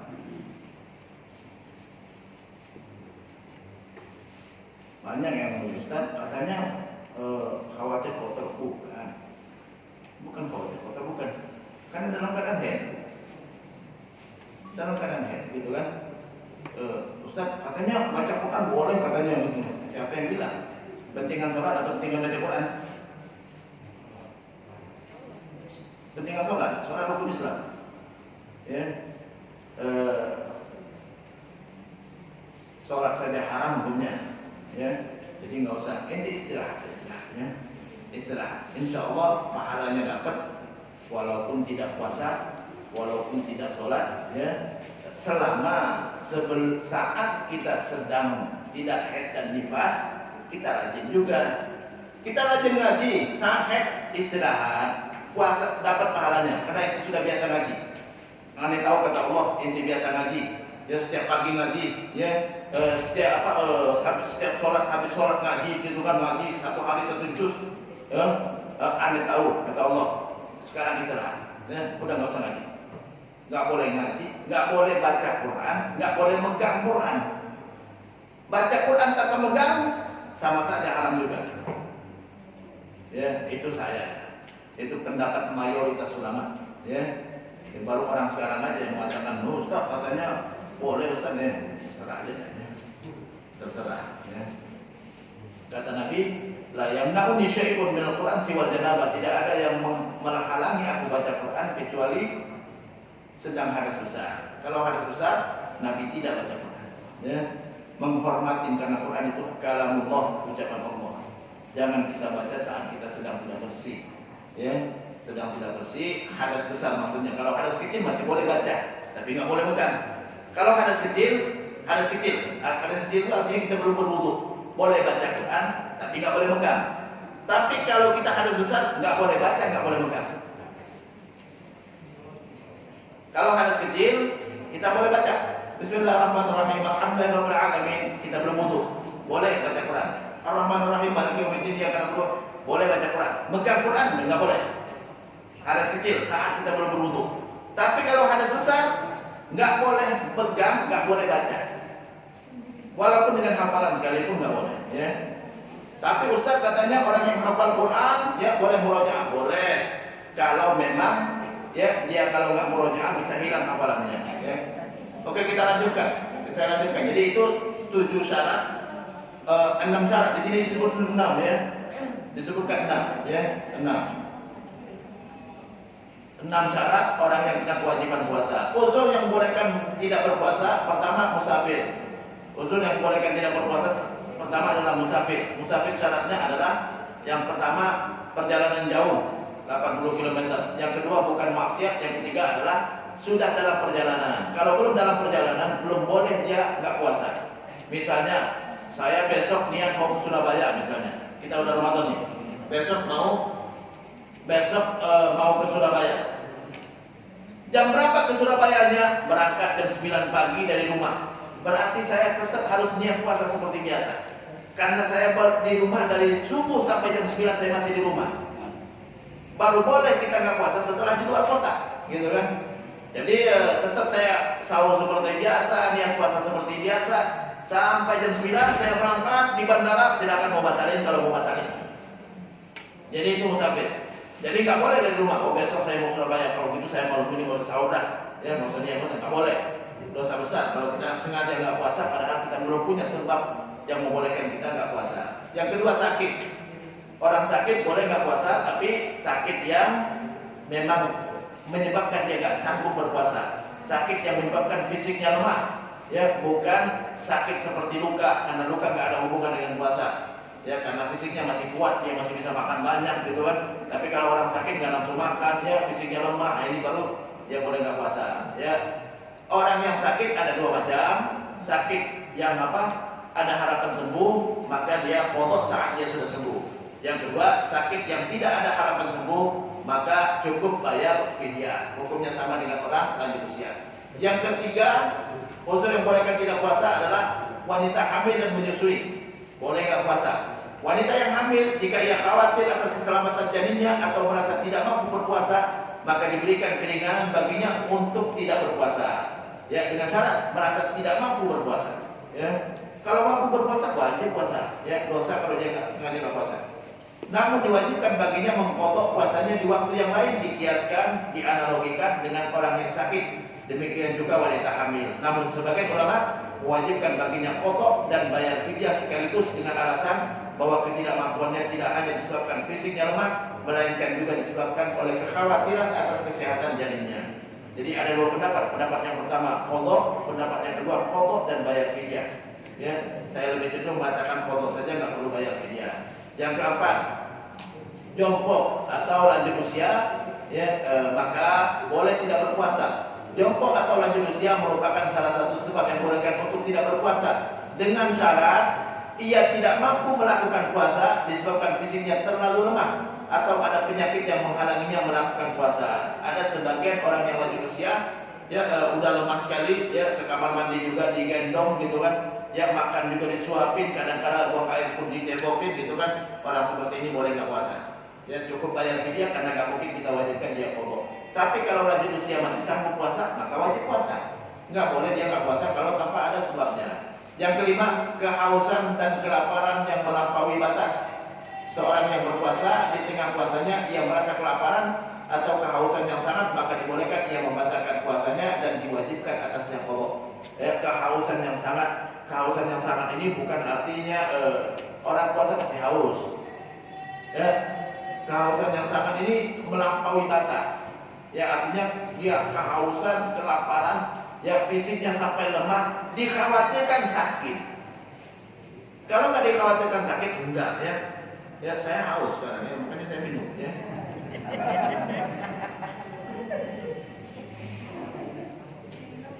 Tapi haus saya biasa aja. Saya bisa nahan sampai selesai ya. Tapi kalau saya nggak minum, ya istri saya tangting-tangting, udah minum belum ya? Itulah tugas istri saya ya. Jadi tangting-tangting, udah minum belum? Berapa gelas gitu kan? Iya.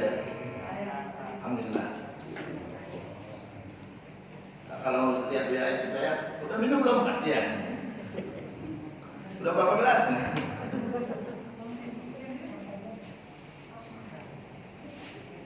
Puasa nadar, ini yang wajib ya. Tadi puasa Ramadan, sekarang puasa nadar. Puasa nadar wajib.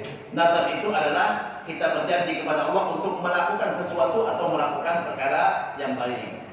Ya, saya bernazar mau puasa 3 hari, wajib kita puasanya. Kenapa? Karena kita sebut kalimat nadar. Nadar itu artinya janji kepada Allah. Ya, saya bernazar, saya berjanji kepada Allah mau puasa 3 hari. Janji wajib ditepati. Ya. Jadi Nabi mengatakan dalam hadis ya, kata Rasulullah, siapa yang bernazar maka wajib dia tepati. Ya. Umar bin Khattab pernah datang kepada Rasulullah, ya Rasulullah saya bernazar mau iktikaf 1 malam di Masjidil Haram. Idzan aufi binadrik. Kalau begitu tepatin nazarmu. Ya. Jadi nazar. Jadi nazar ada dua udah pernah saya bahas ya. Nazar itu ada 2. Pertama, nazar tanpa dikaitkan dengan apapun, tanpa dikaitkan dengan nikmat. Saya bernazar mau umroh, wajib umrohnya. Jadi umroh nazar berarti. Saya bernazar mau kurban, maka wajib kurbannya. Karena dia sudah menyebut kalimat nazar. Itu nazar yang mutlak, tanpa syarat. Inilah nazar yang terbaik. Inilah nazar yang terbaik tanpa syarat. Ya. Yang kedua, nazar mu'allaq, nazar yang pakai syarat. Nah, ini sebaiknya jangan pakai syarat. Karena Allah kasih nikmat sama kita nggak pakai syarat juga. Ya. Kalau anak saya sembuh, saya mau puasa. Lo ngapain itu pakai syarat-syarat? Kalau anaknya nggak sembuh, kalau saya nggak sembuh, gimana? Nanti jadi puasa. Ya. Nah, ini yang kedua nazar mu'allaq, nazar pakai syarat. Ya. Kata Nabi, orang yang bernazar pakai syarat itu bakhil. Ya, pelit. Ya. Dia nunggu dikasih dulu baru mau ngasih. Ya. Jadi ini yang umumnya di masyarakat memahami nazar. Benar nggak Pak? Yang memahami nazar kebanyakan yang seperti itu. Itu bakhil kata Nabi. Ya, orang yang pelit, yang bernazar pakai syarat. Karena Allah ngasih nikmat tanpa syarat. Ya. Kalau anak saya sembuh, saya mau sedekah. Ya, ngapain? Itu sedekah aja. Mudah-mudahan Allah sembuhkan anaknya. Ya. Jangan pakai syarat, jangan ya.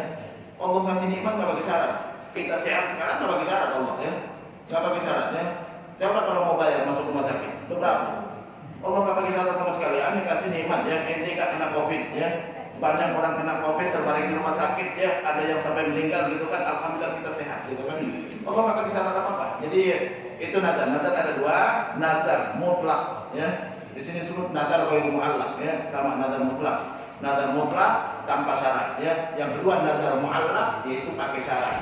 Yaitu nazar mu'allaq yaitu berjanji untuk melakukan sesuatu kebaikan dengan syarat tertentu. Ya misalnya jika aku lulus ujian nasional maka aku akan berpuasa. Nah itu nazar mu'allaq ya. Tapi yang ini kurang baik kata Nabi. Itu adalah orang bakhil yang nunggu dikasih dulu baru dia mau berbuat sesuatu. Yang ketiga puasa kafarah, puasa untuk menebus dosa. Salah satunya tadi sudah saya sebutkan ya, yaitu menebus dosa karena berhubungan suami istri di setiap hari bulan Ramadan. Puasa sunnah ada banyak puasa sunnah. Ada puasa sunnah tahunan. Puasa sunnah tahunan itu seperti puasa Asyura tahunan setahun sekali. Puasa Arafah setahun sekali. Ya, puasa Sya'ban setahun sekali. Puasa di bulan-bulan haram setahun sekali.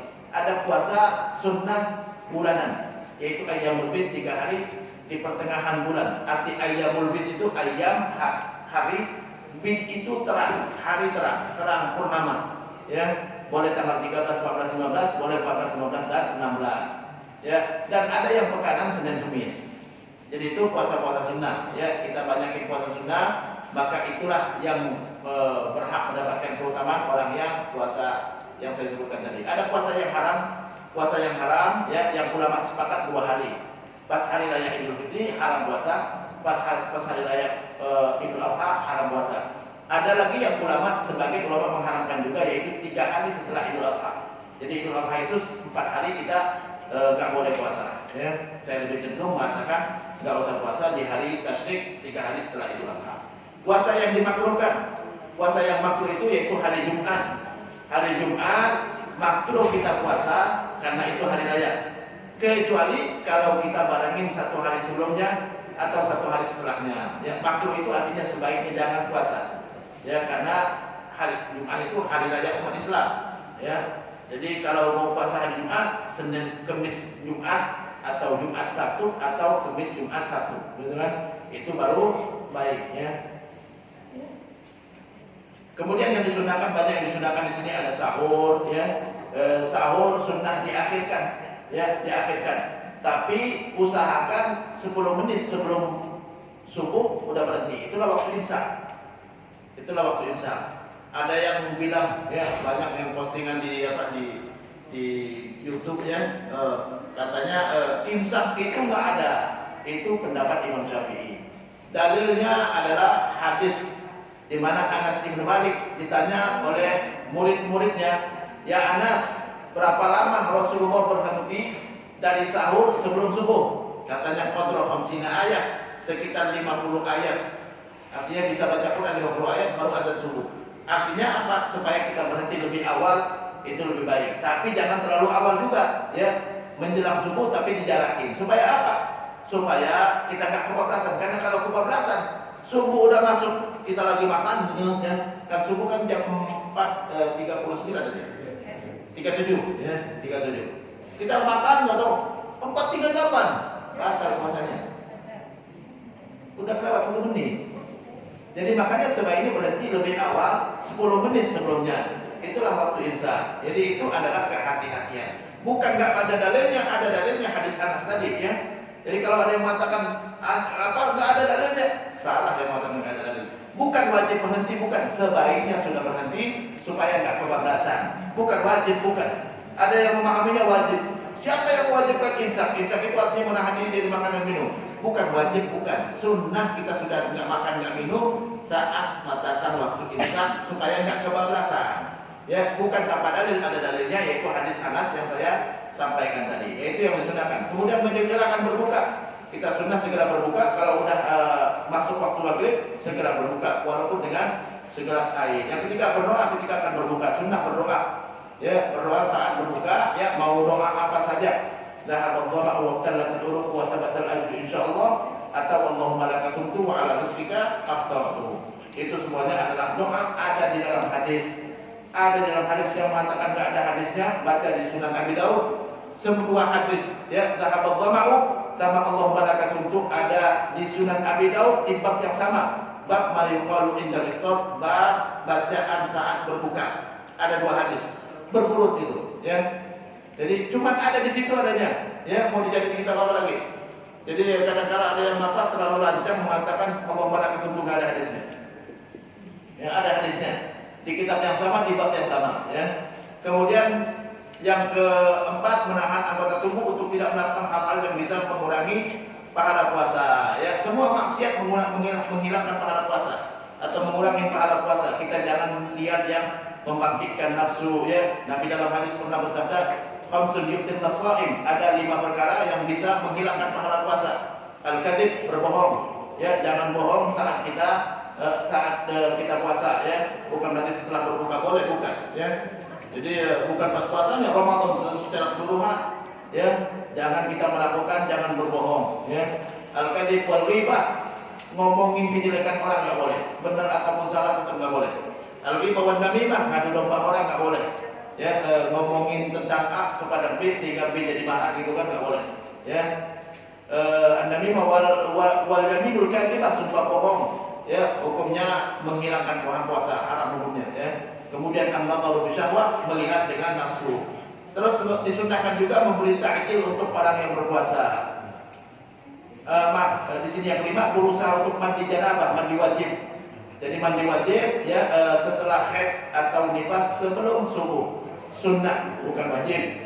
Sunnah ya. Kita udah bersih ya dari haid dan nifas ya, usahakan sebelum subuh sudah mandi. Bukan berarti harus sebelum subuh.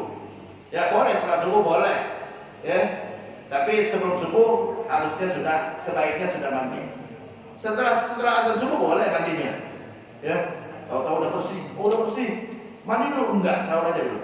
Ya, sahur sebelum subuh, berhenti sahur, baru habis itu mandi. Tapi mandinya setelah azan subuh enggak apa-apa, karena mandi wajib itu adalah untuk sholat, bukan untuk puasa. Sama orang berhubungan suami istri di malam hari bulan Ramadan, dia berhubungan belum mandi, tahu-tahu bangunnya terlambat. Waduh, 5 menit lagi azan subuh, ya udah sahur langsung. Tapi belum mandi enggak apa-apa. Mandi buat sholat, bukan buat puasa. Mandinya buat sholat, bukan buat puasa. Yang penting berhubungannya sebelum subuh, ya. Sebelum subuh, udah subuh time gitu kan, ya. Masuk waktu subuh, berhubungan udah enggak lagi, ya makan udah enggak lagi. Ya, mandinya boleh habis subuh. Mandi wajibnya boleh habis subuh, ya. Jadi itu memberi ta'jil untuk orang lain, itu juga hukumnya sunnah. Karena pahalanya sama dengan pahala orang yang berpuasa. Oke, saya kira cukup sampai di sini ya. Yang lain nanti silakan di WhatsApp saya juga boleh ya, silakan ya. Oke, ada yang mau bertanya silakan. Ya, terima kasih Ustaz. Monggo silakan Bapak Ibu, Ibu dulu ya. Monggo Ibu As.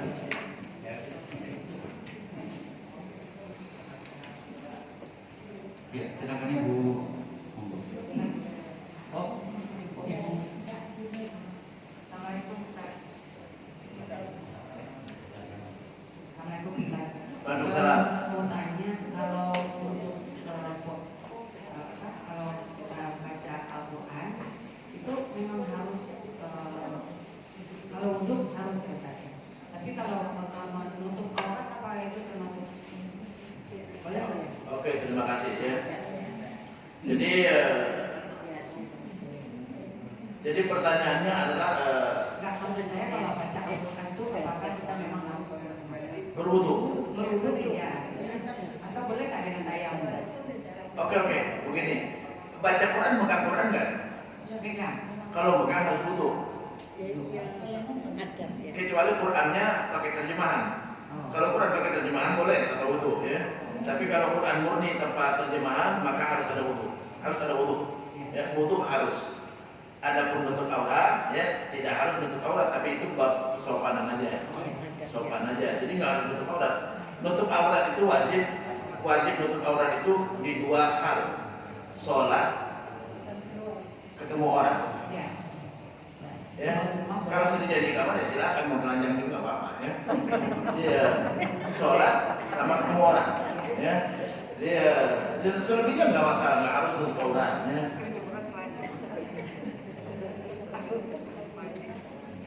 Berwudu harus menutup aurat nggak?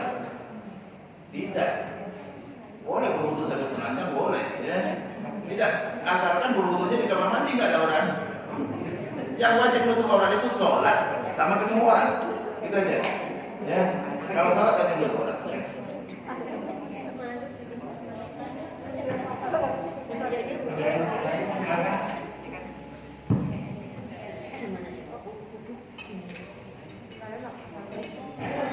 Waalaikumsalam warahmatullahi wabarakatuh. Apa? Ayam berbeda ya? Oke.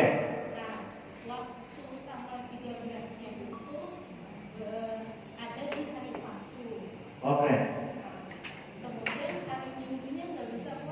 Hari Seninnya puasa. Boleh, nggak apa-apa. Ya bagus. 3 hari lebih baik daripada 2 hari. 2 hari lebih baik daripada 1 hari. 1 hari lebih baik daripada nggak sama sekali. Ya. Jadi, hah? Nggak apa-apa. Nggak apa-apa. Nggak apa-apa. Ya. Oke. Ibadah sunnah tidak seperti yang wajib. Kalau wajib itu harus semua. Tapi kalau sunnah, kalau wajib harus semua. Ramadan dari tanggal 1 sampai akhir, ya. Nggak boleh bolong-bolong gitu kan. Ya, tapi kalau sunnah semampunya, gitu kan. Semampunya. Sholat sunnah boleh duduk walaupun mampu berdiri, benar nggak? Sholat sunnah boleh sholat sambil duduk walaupun mampu berdiri. Tapi yang wajib harus berdiri. Ya. Alhamdulillah dia mau sholat sambil duduk, ketimbang nggak sholat sama sekali, gitu kan. Namanya juga sunnah, nggak sholat pun boleh kalau sunnah kan. Tapi dia sudah mau sholat sunnah, ya sambil duduk, alhamdulillah. Ya. Jadi terkait dengan yang sunnah nggak ada yang dipaksakan, gitu kan. Kadang-kadang begini, ada yang nanya, Ustaz puasa Daud itu Senin saya puasa, Selasa nggak puasa, Rabu saya nggak puasa juga, puasanya Kamis. Apakah itu puasa? Ya puasa Daud juga, insya Allah. Ya. Bukan berarti Senin puasa, Selasa nggak puasa, gitu kan. Rabu harus puasa, enggak. Ya. Arti puasa Daud adalah tidak puasa tiap hari. Itu arti puasa Daud. Bukan puasa selang-seling, harus selang-seling, enggak. Bukan harus selang-seling. Senin puasa, Selasa tidak, Rabu puasa, Selasa tidak. Bukan itu maksudnya. Tidak puasa tiap hari karena fisik ente nggak mampu melakukannya. Itu maksud puasa untuk orang yang nggak sanggup puasa tiap hari. Jadi itu yang dimaksud dengan puasa Daud. Bukan puasa harus selang-seling, enggak. Ya. Namanya puasa sunnah itu nggak ada kata harus, gitu kan? Nggak ada kata harus. Ya, alhamdulillah dia. Jadi kadang-kadang banyak orang yang bolak-balik nanya ke saya, Ustaz, kan puasa Daud itu sehari puasa sehari tidak, Senin puasa, Selasa tidak, Rabu puasa, terus Kamisnya gimana Ustaz? Lebih baik kita puasa Kamis daripada puasa Rabu. Karena Kamis sudah pasti lebih baik, gitu kan? Karena ini memang diajarkan sama Nabi. Nabi mengatakan terkait dengan puasa Daud untuk sahabat yang nggak sanggup puasa tiap hari. Khusus untuk sahabat yang nggak sanggup puasa tiap hari. Jadi Nabi pernah ketemu salah seorang sahabat, ya, kata Rasulullah, anta siapa ente? Ana fulan ya Rasulullah, saya si fulan. Laqaitukal amal madhi, aku pernah ketemu sama engkau di tahun lalu. Taghayyarta, kata Nabi, itu berubah. Ente kurus sekali sekarang. Kenapa? Ma akaltu muntu an faraqtuka illa billail. Sejak aku berpisah dengan engkau tahun lalu, aku enggak makan kecuali malam hari saja. Puasa tiap hari dia. Kata Nabi, jangan puasa kecuali 3 hari aja buat sebulan. Itu untuk dia. Untuk kurus kayak gini, jangan puasa kecuali 3 hari dalam sebulan. Kalau kita pahami letter-let, nggak boleh kita puasa kecuali 3 hari sebulan. Tapi untuk orang ini saja, saya sanggup lebih dari itu ya Rasulullah. Jangan puasa kecuali 2 hari aja dalam sebulan. Saya sanggup lebih dari itu ya Rasulullah. Jangan puasa kecuali 1 hari puasa, 1 hari tidak. Itu lebih baik buat ente yang nggak sanggup untuk puasa tiap hari. Jadi jangan salah paham terkait dengan puasa Daud. Puasa Daud adalah puasa tidak tiap hari untuk orang yang nggak sanggup tiap hari. Bukan niat khusus, bukan, nggak pakai niat khusus ya. Jadi Ustaz, jadi saya hari Senin nih, puasa Senin atau puasa Daud? Puasa Senin. Kalau Senin ada puasa khususnya. Kalau Daud nggak ada puasa khususnya. Puasa Daud itu adalah yang 3 puasa tiap hari. Itulah puasa Daud namanya.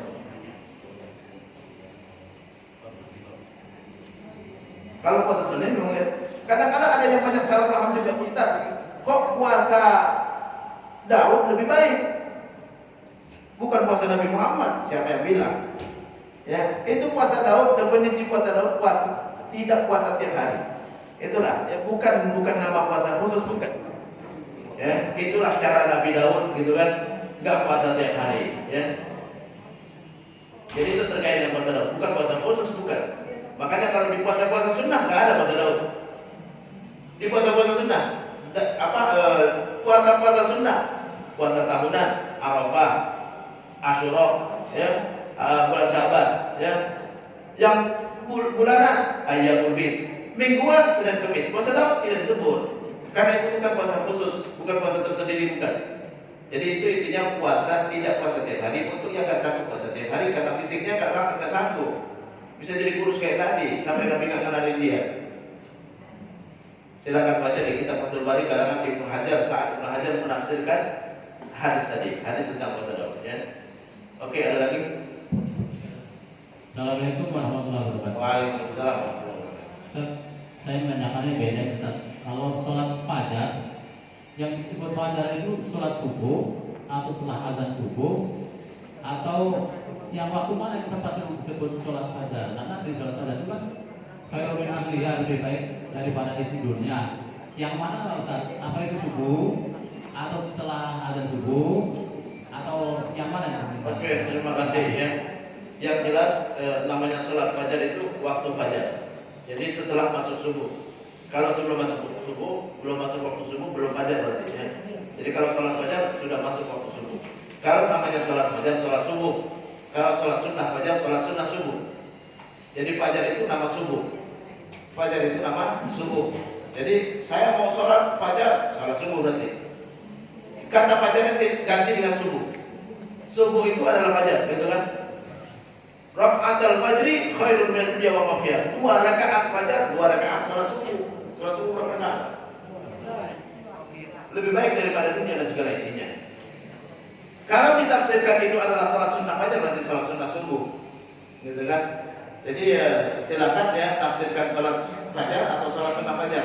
Kalau sholat sunnah fajar berarti sholat sunnah subuh, ya. Jadi nggak ada tambahan sholat, nggak ada, ya. Jadi itu adalah sholat, kalau nggak sholat sunnah subuh atau sholat subuh, ya. Saya lebih cenderung mengatakan bahwa itu sholat subuh khairun min dunya wa ma fiha, karena itu sholat yang terbaik yang disebutkan di dalam Al-Quran. Wa Qur'an al-fajri, dan baca Quran di saat sholat fajar. Sholat fajar itu apa? Sholat subuh, ya. Inna Qur'an al-fajri kana masyhuda. Baca Quran di sholat subuh, sholat fajar, ya, masyhudan, didengar sama mereka. Jadi fajar di situ subuh, ya. Sholat fajar, sholat subuh. Kalau mau ditafsirkan sholat sunnah subuh silakan, ya. Enggak ada masalah. Tapi saya lebih cenderung sholat subuh khairun min dunya wa ma fiha, karena pahalanya besar sekali. Enggak mungkin sholat sunnah enggak mengalahkan yang wajib. Sholat sunnah tidak akan mengalahkan pahala wajib. Jadi ya, karena pahalanya besar sekali. Masa yang besar ini pahalanya melebihi yang wajib? Enggak mungkin, ya. Jadi itu adalah sholat subuh, sholat fajar. Karena Nabi mengatakan sholat raka'atul fajri, 2 rakaat fajar. Ya, fajar itu ganti dengan subuh. Karena Allah menamakan sholat subuh itu dengan sholat fajar. Wa Qur'an al-fajri, gitu kan? Ya, hatta yatabayyana lakumul khaitul abyad minal khaitul aswad minal fajr. Fajar itu apa? Subuh. Sampai datang waktu subuh, waktu fajar. Jadi fajar itu adalah subuh.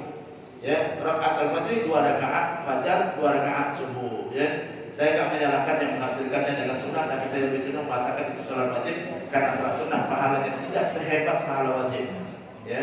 Karena pahalanya besar sekali, ya. Silakan. Ya. Silakan. Yang mana? Silakan. Assalamualaikum warahmatullahi wabarakatuh. Ustaz, ini mengenai bulan puasa nih Pak Ustaz. Bulan puasa sedangkan kita bisnisnya usahanya di siang hari itu Pak Ustaz. Itu bagaimana Pak Ustaz? Ya, lanjutkan. Jadi puasa jangan berhenti dari usaha, ya. Jadi puasa tidak mengurangi kegiatan, ya. Nabi kita Muhammad Sallallahu Alaihi Wasallam ya menjalani perang Badar itu di bulan Ramadan, ya di bulan Ramadan. Ya, jadi artinya Ramadan jangan mengurangi kegiatan. Ya, tetap kita kegiatannya seperti biasa, ya hanya banyak ibadah. Jadi boleh nyari rezeki di siang hari ya, ada yang beda. Usahanya ini Pak kirim makanan gitu di siang. Oh, nggak boleh. Jadi kita nggak boleh jual makanan yang orang konsumsi langsung, kecuali kalau makanan yang disimpan, ya boleh. Ya, jual biskuit boleh gitu kan. Kalau makanan, kalau kita jual makanan kepada orang yang yang nggak boleh jaga puasa, ya maka kita ikut berdosa. Jadi kita ikut berdosa menjual sesuatu kepada orang yang mengkonsumsinya pada waktu yang diharapkan, maka hukumnya haram juga kita lakukan. Jadi dosa juga ya, kita mendapatkan dosa karena kita menjual pada waktu yang diharapkan kita menjualnya. Jadi orang buka restoran, ya dosa juga. Berapa banyak orang yang makan di situ dia ikut tanggung dosanya. Ya. Tapi Ustaz, ini restoran buat orang yang musafir. Orang musafir silakan siapkan makanan sendiri. Emang banyakkan musafir atau yang nggak musafir? Banyakannya nggak musafir. Banyakannya nggak musafir. Yang musafir karena dia sedikit, yang menyesuaikan diri lah. Bawa makan, bawa bekal lah, gitu kan. Jadi ini kadang-kala banyak nanti di masuk Ramadan nanti hormatin yang tidak berpuasa. Itu kalimat yang salah. Justru hormatin yang puasa. Ya. Sekarang ada di berita-berita gitu kan. Pemerintah akan memaksa bayar zakat. Benar nggak? Memaksa ASN bayar zakat, benar nggak? Nah kalau zakat boleh dipaksa, kenapa puasa nggak boleh dipaksa? Sama-sama rukun Islam. Jadi kalau pemerintah mengatakan boleh maksa zakat, boleh maksa puasa juga berarti. Silakan paksa puasanya, gitu kan? Jadi kenapa dibedakan antara zakat? Jangan sampai Islam itu dipandang hanya sekedar uangnya saja. Gitu kan? Boleh paksa orang sholat, boleh paksa orang sholat Jumat, boleh paksa orang zakat, boleh paksa orang melakukan yang wajib, semua yang wajib, puasa gitu kan. Jadi bukan hanya sekedar zakat yang boleh dipaksa, ya. Jangan hanya mau duitnya saja, gitu kan. Jadi harusnya puasa juga boleh dipaksa. Jadi kalau pemerintah mengatakan pemerintah akan memaksa ASN bayar zakat, kalau begitu boleh juga kita paksa orang puasa. Betul kan? Karena sama-sama rukun Islam. Jangan pas mau duit baru, gitu kan? Oke, ada lagi? Ya, silakan. Ini Ustaz. Ada bab puasa yang diharapkan. Iya. Puasa namanya hari Sabtu. Puasa yang diharapkan. Sabtu sebelum 2 hari sebelum Ramadan. Yang diharapkan itu. Ya. Halaman berapa? Halaman 32. 32. Oke. Pertanyaan gini, kalau ada yang lewat mau mengkodok, apa diharapkan juga? Mau mengkodok puasa ini. Oke, terima kasih ya. Ini perlu saya ralat ini ya.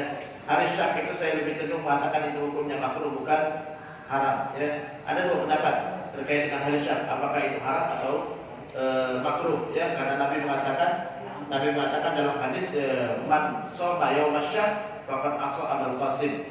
Siapa yang puasa di hari Syak maka dia sudah bermaksiat dengan Abul Qasim, yaitu Nabi kita Muhammad sallallahu alaihi wasallam. Saya lebih cenderung itu bukan haram tapi makruh. Ini perlu saya larang. Saya lebih perlu larang. Yang kedua, kalau yang sakit, Hah? kalau yang masa sakit, Apa? sakit kalau pasien sakit, Pasien sakit? Kalau sakit, tapi dia mampu berpuasa, dan artinya pengen puasa, tapi di satu sisi dokter mengatakan tidak boleh. Dan dari satu sisi dokter mengatakan tidak boleh. Iya. Apa hukumnya? Apa hukumnya? Boleh nggak dia nggak puasa? Iya, puasanya nanti mengubah apa dan sebagainya. Oke, kalau dia nggak mau puasa boleh. Ya karena sudah ada rukhsah karena dia sakit. Kalau memang dia sakit. Dan menurut dokter adalah dia kalau dia puasa menyebabkan dia pulihnya lebih lambat, gitu kan. Tapi kalau dia yakin, saya yakin, nggak apa-apa ya silakan. Ya, karena yang ditanya di akhirat nanti bukan dokter tapi dia. Kita melakukan sesuatu yang ditanya tentang kita, tentang amal kita, bukan tentang pendapat orang, bukan. Ya, jadi Jadi kita wajib melakukan sesuatu yang benar menurut kita. Kata dokter, ente jangan puasa ya. Tapi kalau kita merasa boleh puasa atau saya sanggup puasa, nggak ada kendala apa-apa gitu kan, ya silakan puasa. Karena kita akan ditanya tentang amal perbuatan kita, bukan tentang dokternya. Ya, dokter nanti bertanggung jawab terhadap pendapat dia sendiri. Kita yang bertanggung jawab terhadap amal perbuatan kita. Oke, ada lagi? Assalamualaikum Ustaz. Waalaikumsalam. Saya mau menanyakan tentang wanita yang haid dan nifas itu haram untuk memegang Al-Quran. Nah di sini yang saya mau tanyakan dalam hal kita mendidik anak-anak ya Ustaz, karena setiap hari mereka kan harus baca Al-Quran dan saya harus ngecek bacaan mereka. Selama ini sih saya pakai sarung tangan Ustaz untuk ngecek, karena kalau misalnya mereka ngikutin kita haid nih mama nih nggak boleh baca Al-Quran, jadi mereka merdeka banget Ustaz. Oke. Jadi untuk hal itu kita antisipasinya gimana sih? Oke, terima kasih ya. Jadi bagaimana dengan kita mendidik anak untuk baca Quran saat kita haid ya? Saat kita haid ya, tadi tanpa harus menyentuh Quran bisa. Tadi pakai sarung tangan bisa ya, atau apa kita pakai maaf lidi gitu kan ya. Jadi tanpa kita sentuh Quran ya Quran, atau kita yang menyentuh Quran yang ada terjemahan boleh. Jadi saya katakan ya, Quran yang ada terjemahan dibolehkan ya. Cuma masalahnya kita tidak boleh membaca Qurannya. Jadi kalau kita ngajarin anak, suruh dia yang baca. Suruh dia yang baca. Kalau yang salah, kalimat yang salahnya aja dibenarkan. Maka kita tidak dianggap membaca Quran, karena kita cuma sepotong. Ya. Jadi kita enggak berniat baca Qurannya. Ya. Ghairil udah selesai. Jangan ihdinas siratal mustaqim. Siratal itu baca Quran berarti. Ya. Jadi sama anaknya benarkan yang salahnya aja. Jadi jangan dibaca semua jangan. Ya. Kalau sepotong bukan Quran kalau sepotong ya. Jadi kita nggak membaca utuh, tapi kita cuma membenarkan yang salah. Jadi kalau untuk memegangnya bisa dilakukan dengan memegang Quran yang ada terjemahan. Karena Quran yang ada terjemahan sama aja dengan buku yang ada kutipan Quran. Karena dia sudah bercampur dengan terjemahan. Terjemahan bukan Quran. Ya. Terjemahan itu bukan Quran. Quran itu Arabnya. Oke. Ya silakan. Ya. Mungkin saya kasih 2 pertanyaan lagi ya. Soalnya saya ada jadwal lagi. Jadi harusnya jam 10.30 saya bisa sampai jam 11. Ya silakan. Waalaikumsalam warahmatullahi wabarakatuh. Ustaz, saya mau orang tahunya dulu misalnya itu kalau berani cuma membayar fidyah, tapi kemudian perkembangannya, kemudian dia tahu bahwa harus mengkodok karena dia sanggup mengkodok. Oke. Terus hukumnya bagaimana Ustaz? Hukumnya bagaimana? Jadi dulu. Kodoknya itu terus pakai didenda lagi atau tidak? Oke, bagaimana dengan orang yang dulu tahunya dia bayar fidyah, sekarang baru sadar kalau itu harus mengqadha ya. Kalau sudah terlalu banyak ya udah taubat sama Allah, minta ampun sama Allah, ya banyakin puasa sunnah. Banyakin puasa sunnah, insya Allah Allah ampuni segala kekurangan kita ya. Allah a'lam. Makasih Ustaz. Assalamualaikum warahmatullahi wabarakatuh. Waalaikumsalam. Assalamualaikum warahmatullahi wabarakatuh. Waalaikumsalam. Ini masalah diterima atau tidak ibadahnya Mas. Jadi ada titipan pertanyaan. Kalau misalnya orang berpuasa, yang orang yang berpuasa pada bulan Ramadan, pada malam hari itu si istri nggak mau disentuh. Di malam hari.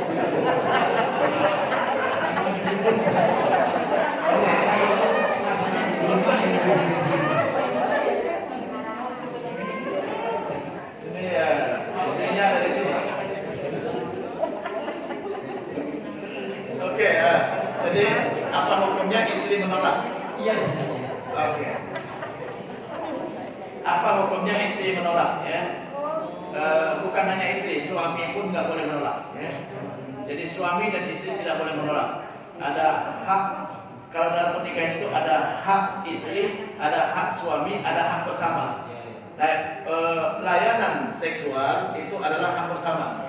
Jadi kalau suami meminta, istri nggak boleh nolak kecuali ada unsur syar'i. Apa unsur syar'inya? Kalau dia lagi men, ya lagi nifas, lagi sakit, itu unsur syar'i.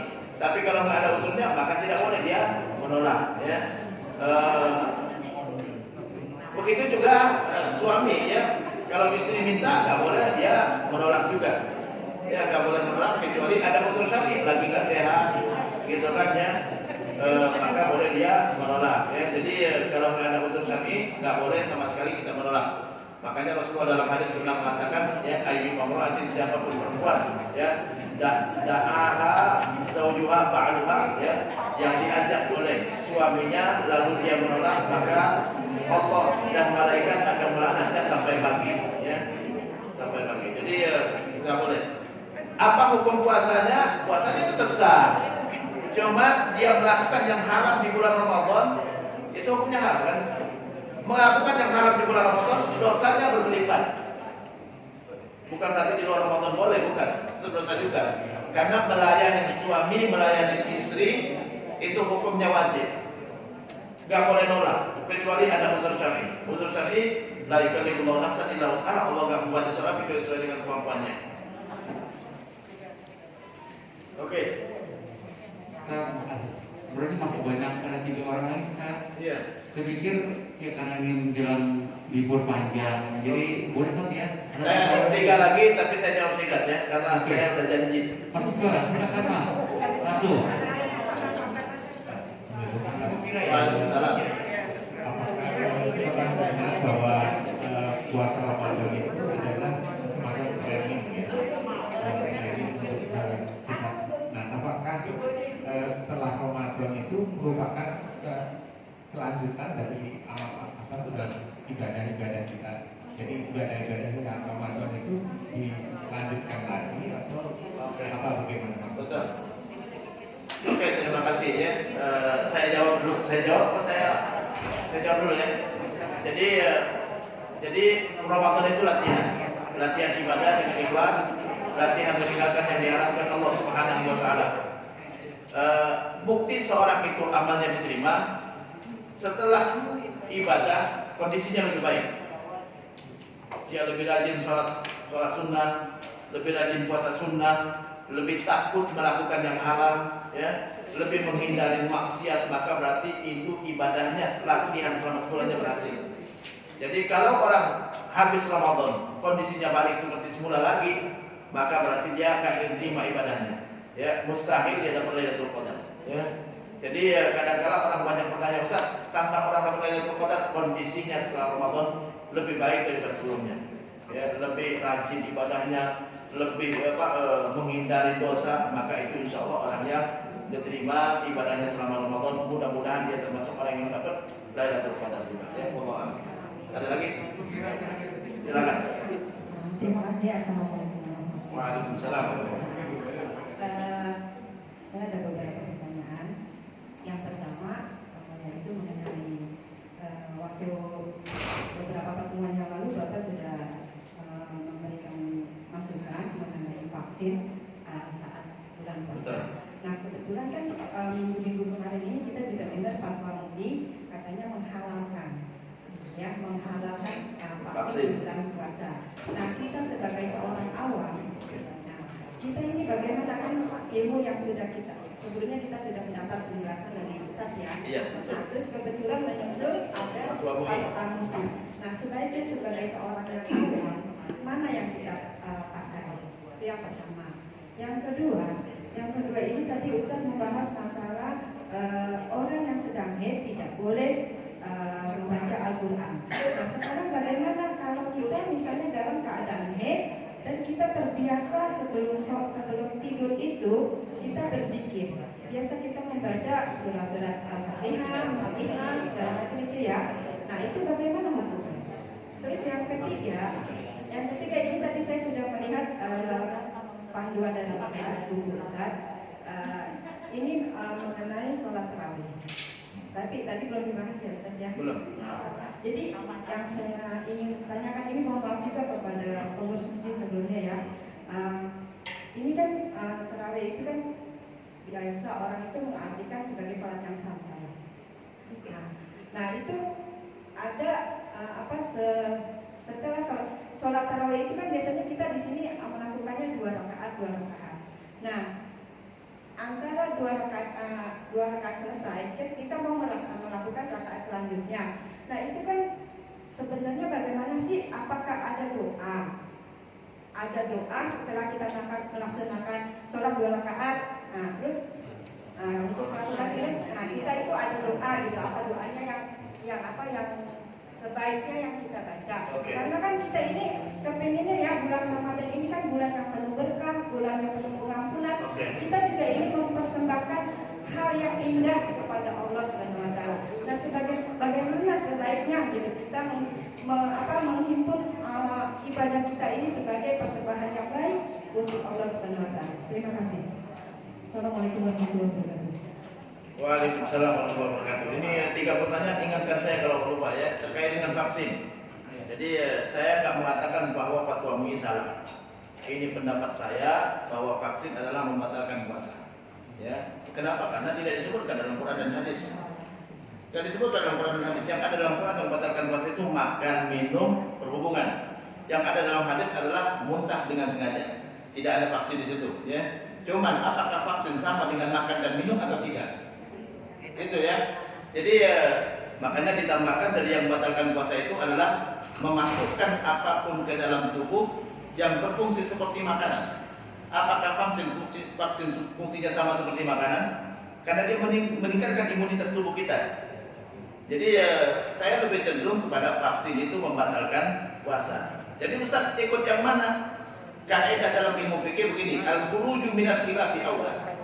Kita menghindari perbedaan lebih baik. Jadi itu kaidah dalam ilmu fikih, al-khuruju minal khilafi aula. Kita menghindari perbedaan lebih baik. Saya nggak melarang orang vaksin di bulan Ramadan, silakan vaksin. Kalau memang Bapak sudah diwajibkan oleh pemerintah, si bulan harus vaksin besok dan vaksin. Tapi saya menyarankan nanti habis Ramadan kotor lagi hari itu. Iya Pak. Kotor lagi hari itu, ya. Jadi itu yang lebih baik. Supaya apa? Menghindari. Karena kita nggak tahu batal atau tidak. Karena Allah nggak membahasnya.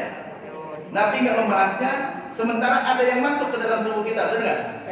Jangankan masuk berupa vaksin, berfungsi sama seperti makanan, yang meningkatkan imunitas tubuh. Kita berkumur-kumur, masuk 1 tetes aja batal puasanya. Padahal nggak mengenyangkan. Apalagi vaksin yang meningkatkan imunitas tubuh kita, gitu kan? Jadi itu menurut pendapat saya. Jadi yang mana kalau ada pendapat berbeda, ambil yang aman.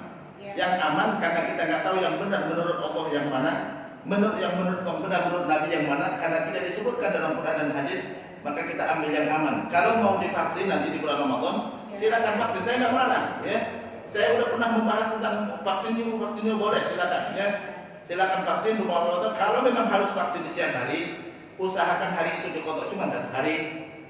Benar nggak? Enggak 30 hari enggak. 1 hari aja, 1 hari yang divaksin itu, ya. Puasanya lanjutkan aja, ya. Tapi nanti di bulan Ramadan kotor lagi. Itu lebih baik supaya kita merasa lega.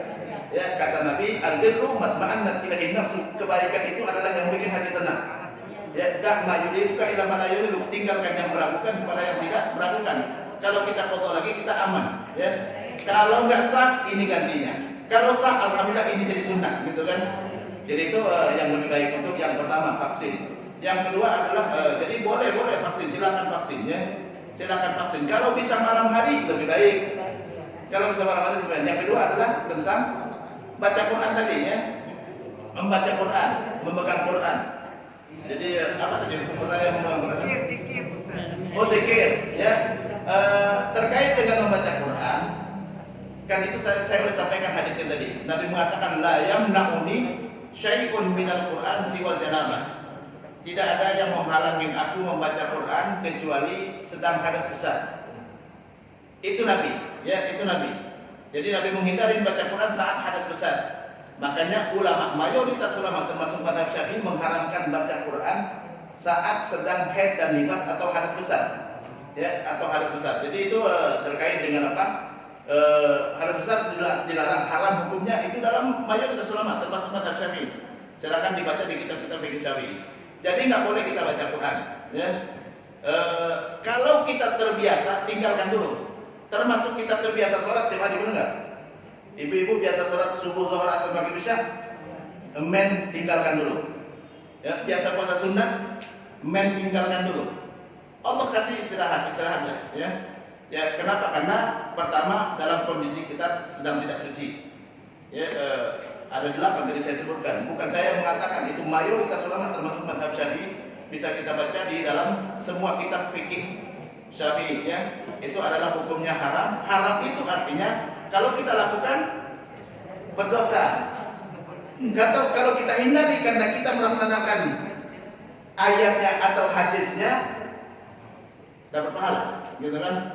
Jadi kalau kita lakukan potensi ada dosa, gitu kan? Jadi kita hindari dulu, hindari.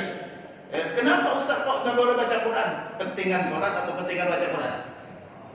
Sholat rukun Islam, baca Quran hukumnya sunnah. Sholat hukumnya wajib, tapi Allah dibebaskan, nggak usah dikodok sholat, karena sholat kalau dikodok banyak. Karena kalau lagi haid ada 7 hari. Setiap hari 5 kali, berarti 35 kali bebas. Itu sholat padahal itu adalah ibadah yang paling khusus, ya, ibadah yang paling khusus. Jadi itu terkait dengan tadi baca Quran. Jadi saat kita sedang haid, hindarin aja baca Quran. Zikir yang lain boleh, subhanallah boleh, nyebut nama Allah boleh, la ilaha illallah. Ganti dengan yang sunnah-sunnah yang lain selain daripada Quran. Menghormatin firman Allah Subhanahu Wa Taala saat kita lagi nggak bersih, ya jangan kita baca Quran. Jangankan membacanya, menyentuhnya aja nggak boleh, gitu kan? La yamassu illa mutahharun, tidak boleh menyentuh Quran kecuali yang suci. Jangankan bacanya. Kenapa? Menghormati Qurannya. Wallahu a'lam, ya. Itu yang kedua. Yang ketiga tadi apa? Bagi yang mengatakan oh boleh Ustaz, ya silakan aja, nggak masalah, ya. Karena kita bertanggung jawab terhadap perbuatan kita. Enggak bertanggung jawab terhadap perbuatan orang. Saya enggak bertanggung jawab terhadap perbuatan bapak-bapak dan ibu-ibu karena kewajiban saya menyampaikan. Ya, tapi masing-masing bertanggung jawab nantinya atas apa yang dia lakukan, ya. Saya sendiri pribadi, gitu kan, istri saya larang. Jangan baca Quran, ya. Karena itu kewajiban saya untuk apa? Kontrolnya, gitu kan. Ya, anak saya kemarin nanya, Ustaz, ayah, ini kan ada lagi pelajaran, enggak boleh, jangan baca Quran. Ya, jangan baca Quran. Saya larang, ya, jangan baca Quran. Kalau mau baca Quran nanti setelah bersih, manfaatkan sebaik-baiknya untuk baca Quran. Ya, sekarang istirahat, ya, nggak usah baca Quran karena Nabi sendiri nggak baca Quran saat ada susah. Itu yang kedua. Yang ketiga tadi apa? Salat tarawih, ya. Intinya bebas. Ya, salat tarawih itu hukumnya sunnah. Ya, setelah salat tarawih, setelah 2 rakaat mau ada doa-doa silakan karena tidak dilarang kita berdoa. Ya, mau ada zikir-zikir silakan karena tidak dilarang kita berzikir. Ya, saya nggak tahu di sini ada bacaannya. Nggak ada, ya udah nggak masalah. Ya, nggak masalah. Saya serahkan sama DKM-nya. Ya, karena zikir doa hukumnya sunnah. Tarawih hukumnya sunnah, ya. Mau ada zikir setelah tarawih silakan. Enggak ada zikir enggak apa-apa, ya. Mau tarawihnya di rumah juga boleh, itu kan di masjid lebih baik. Ya. Nanti kalau saya bilang di rumah lebih baik nanti DKM nanti kan bilang saya lagi. Ya. Di masjid lebih baik, kenapa? Karena memakmurkan masjid, i'tikaf di masjid, gitu kan, ya. Jadi itu terkait dengan tarawih. Jadi kita tarawih, ya, usahakan sholatnya jangan terlalu cepat, ya. Setelah 2 rakaat mau ada zikir silakan, mau ada doa juga silakan, ya.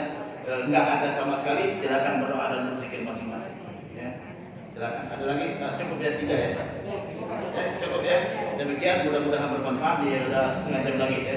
Saya harusnya jadwalnya jam 10.30 di Kemang, ya.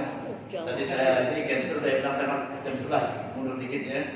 Oke, mudah-mudahan bermanfaat. Wabillahi taufiq wal hidayah jami'an. Lebih dan kurang saya mohon maaf. Yang benar dari Allah dan Rasulnya, yang salah adalah kekhilafan saya sendiri. Saya mohon maaf, saya mohon ampun. Wassalamualaikum warahmatullahi wabarakatuh.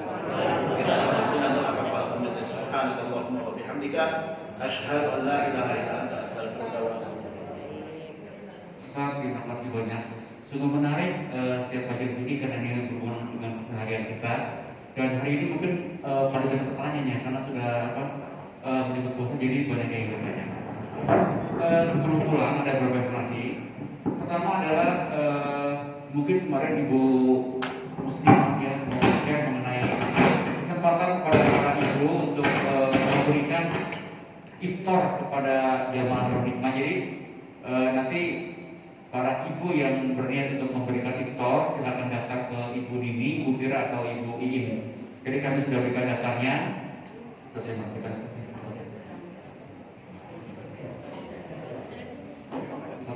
Banyak. Jadi silakan para ibu yang ingin melisting nama-namanya, tanggal berapa hubungi Ibu Nini atau Ibu Fira atau Ibu Iin.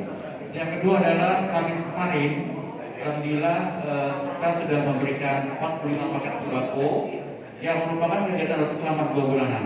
Jadi setiap 2 bulan kita memberikan paket sembako pada Jum'ah di sekitar sini. Jadi ini merupakan kegiatan rutin dari unit kegiatan Jum'ah selain satuan yatim. Kemudian juga mengenai kegiatan Ramadan, kita siapkan kegiatan tarawih dan insya Allah kita akan mulai tanggal 12 malam ya, berarti malam Rabu atau malam Selasa ya. Jadi malam 13 kita akan datang di sini. Kita terapkan protokol kesehatan ya. Kita sudah siapkan selama 1 bulan penuh penceramah. Seharusnya saya berikan ini fotokopian dan ternyata sudah difotokopi, nanti akan saya WhatsApp saja. Juga kami siapkan beberapa acara berhubungan dengan kegiatan Ramadan. Kemudian juga mohon maaf para bapak ibu yang sudah memesan Tunisia kurma yang di depan itu bisa ditukar dengan uang 60.000. Jadi 500 gram bisa ditukar dengan 60.000 rupiah ya. Itu insya Allah infaknya untuk semua untuk masjid Nurul Hikmah seperti itu.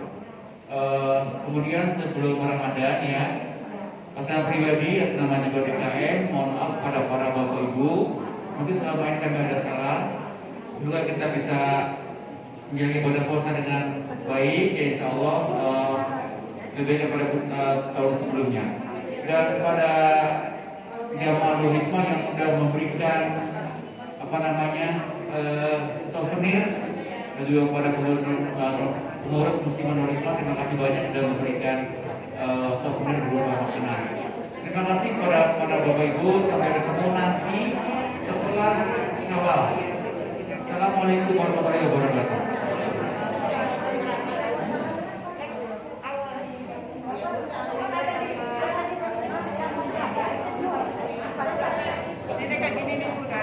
Ibu-ibu mungkin kalau boleh foto bersama boleh ya, foto bareng ya, terus ada jarak ya.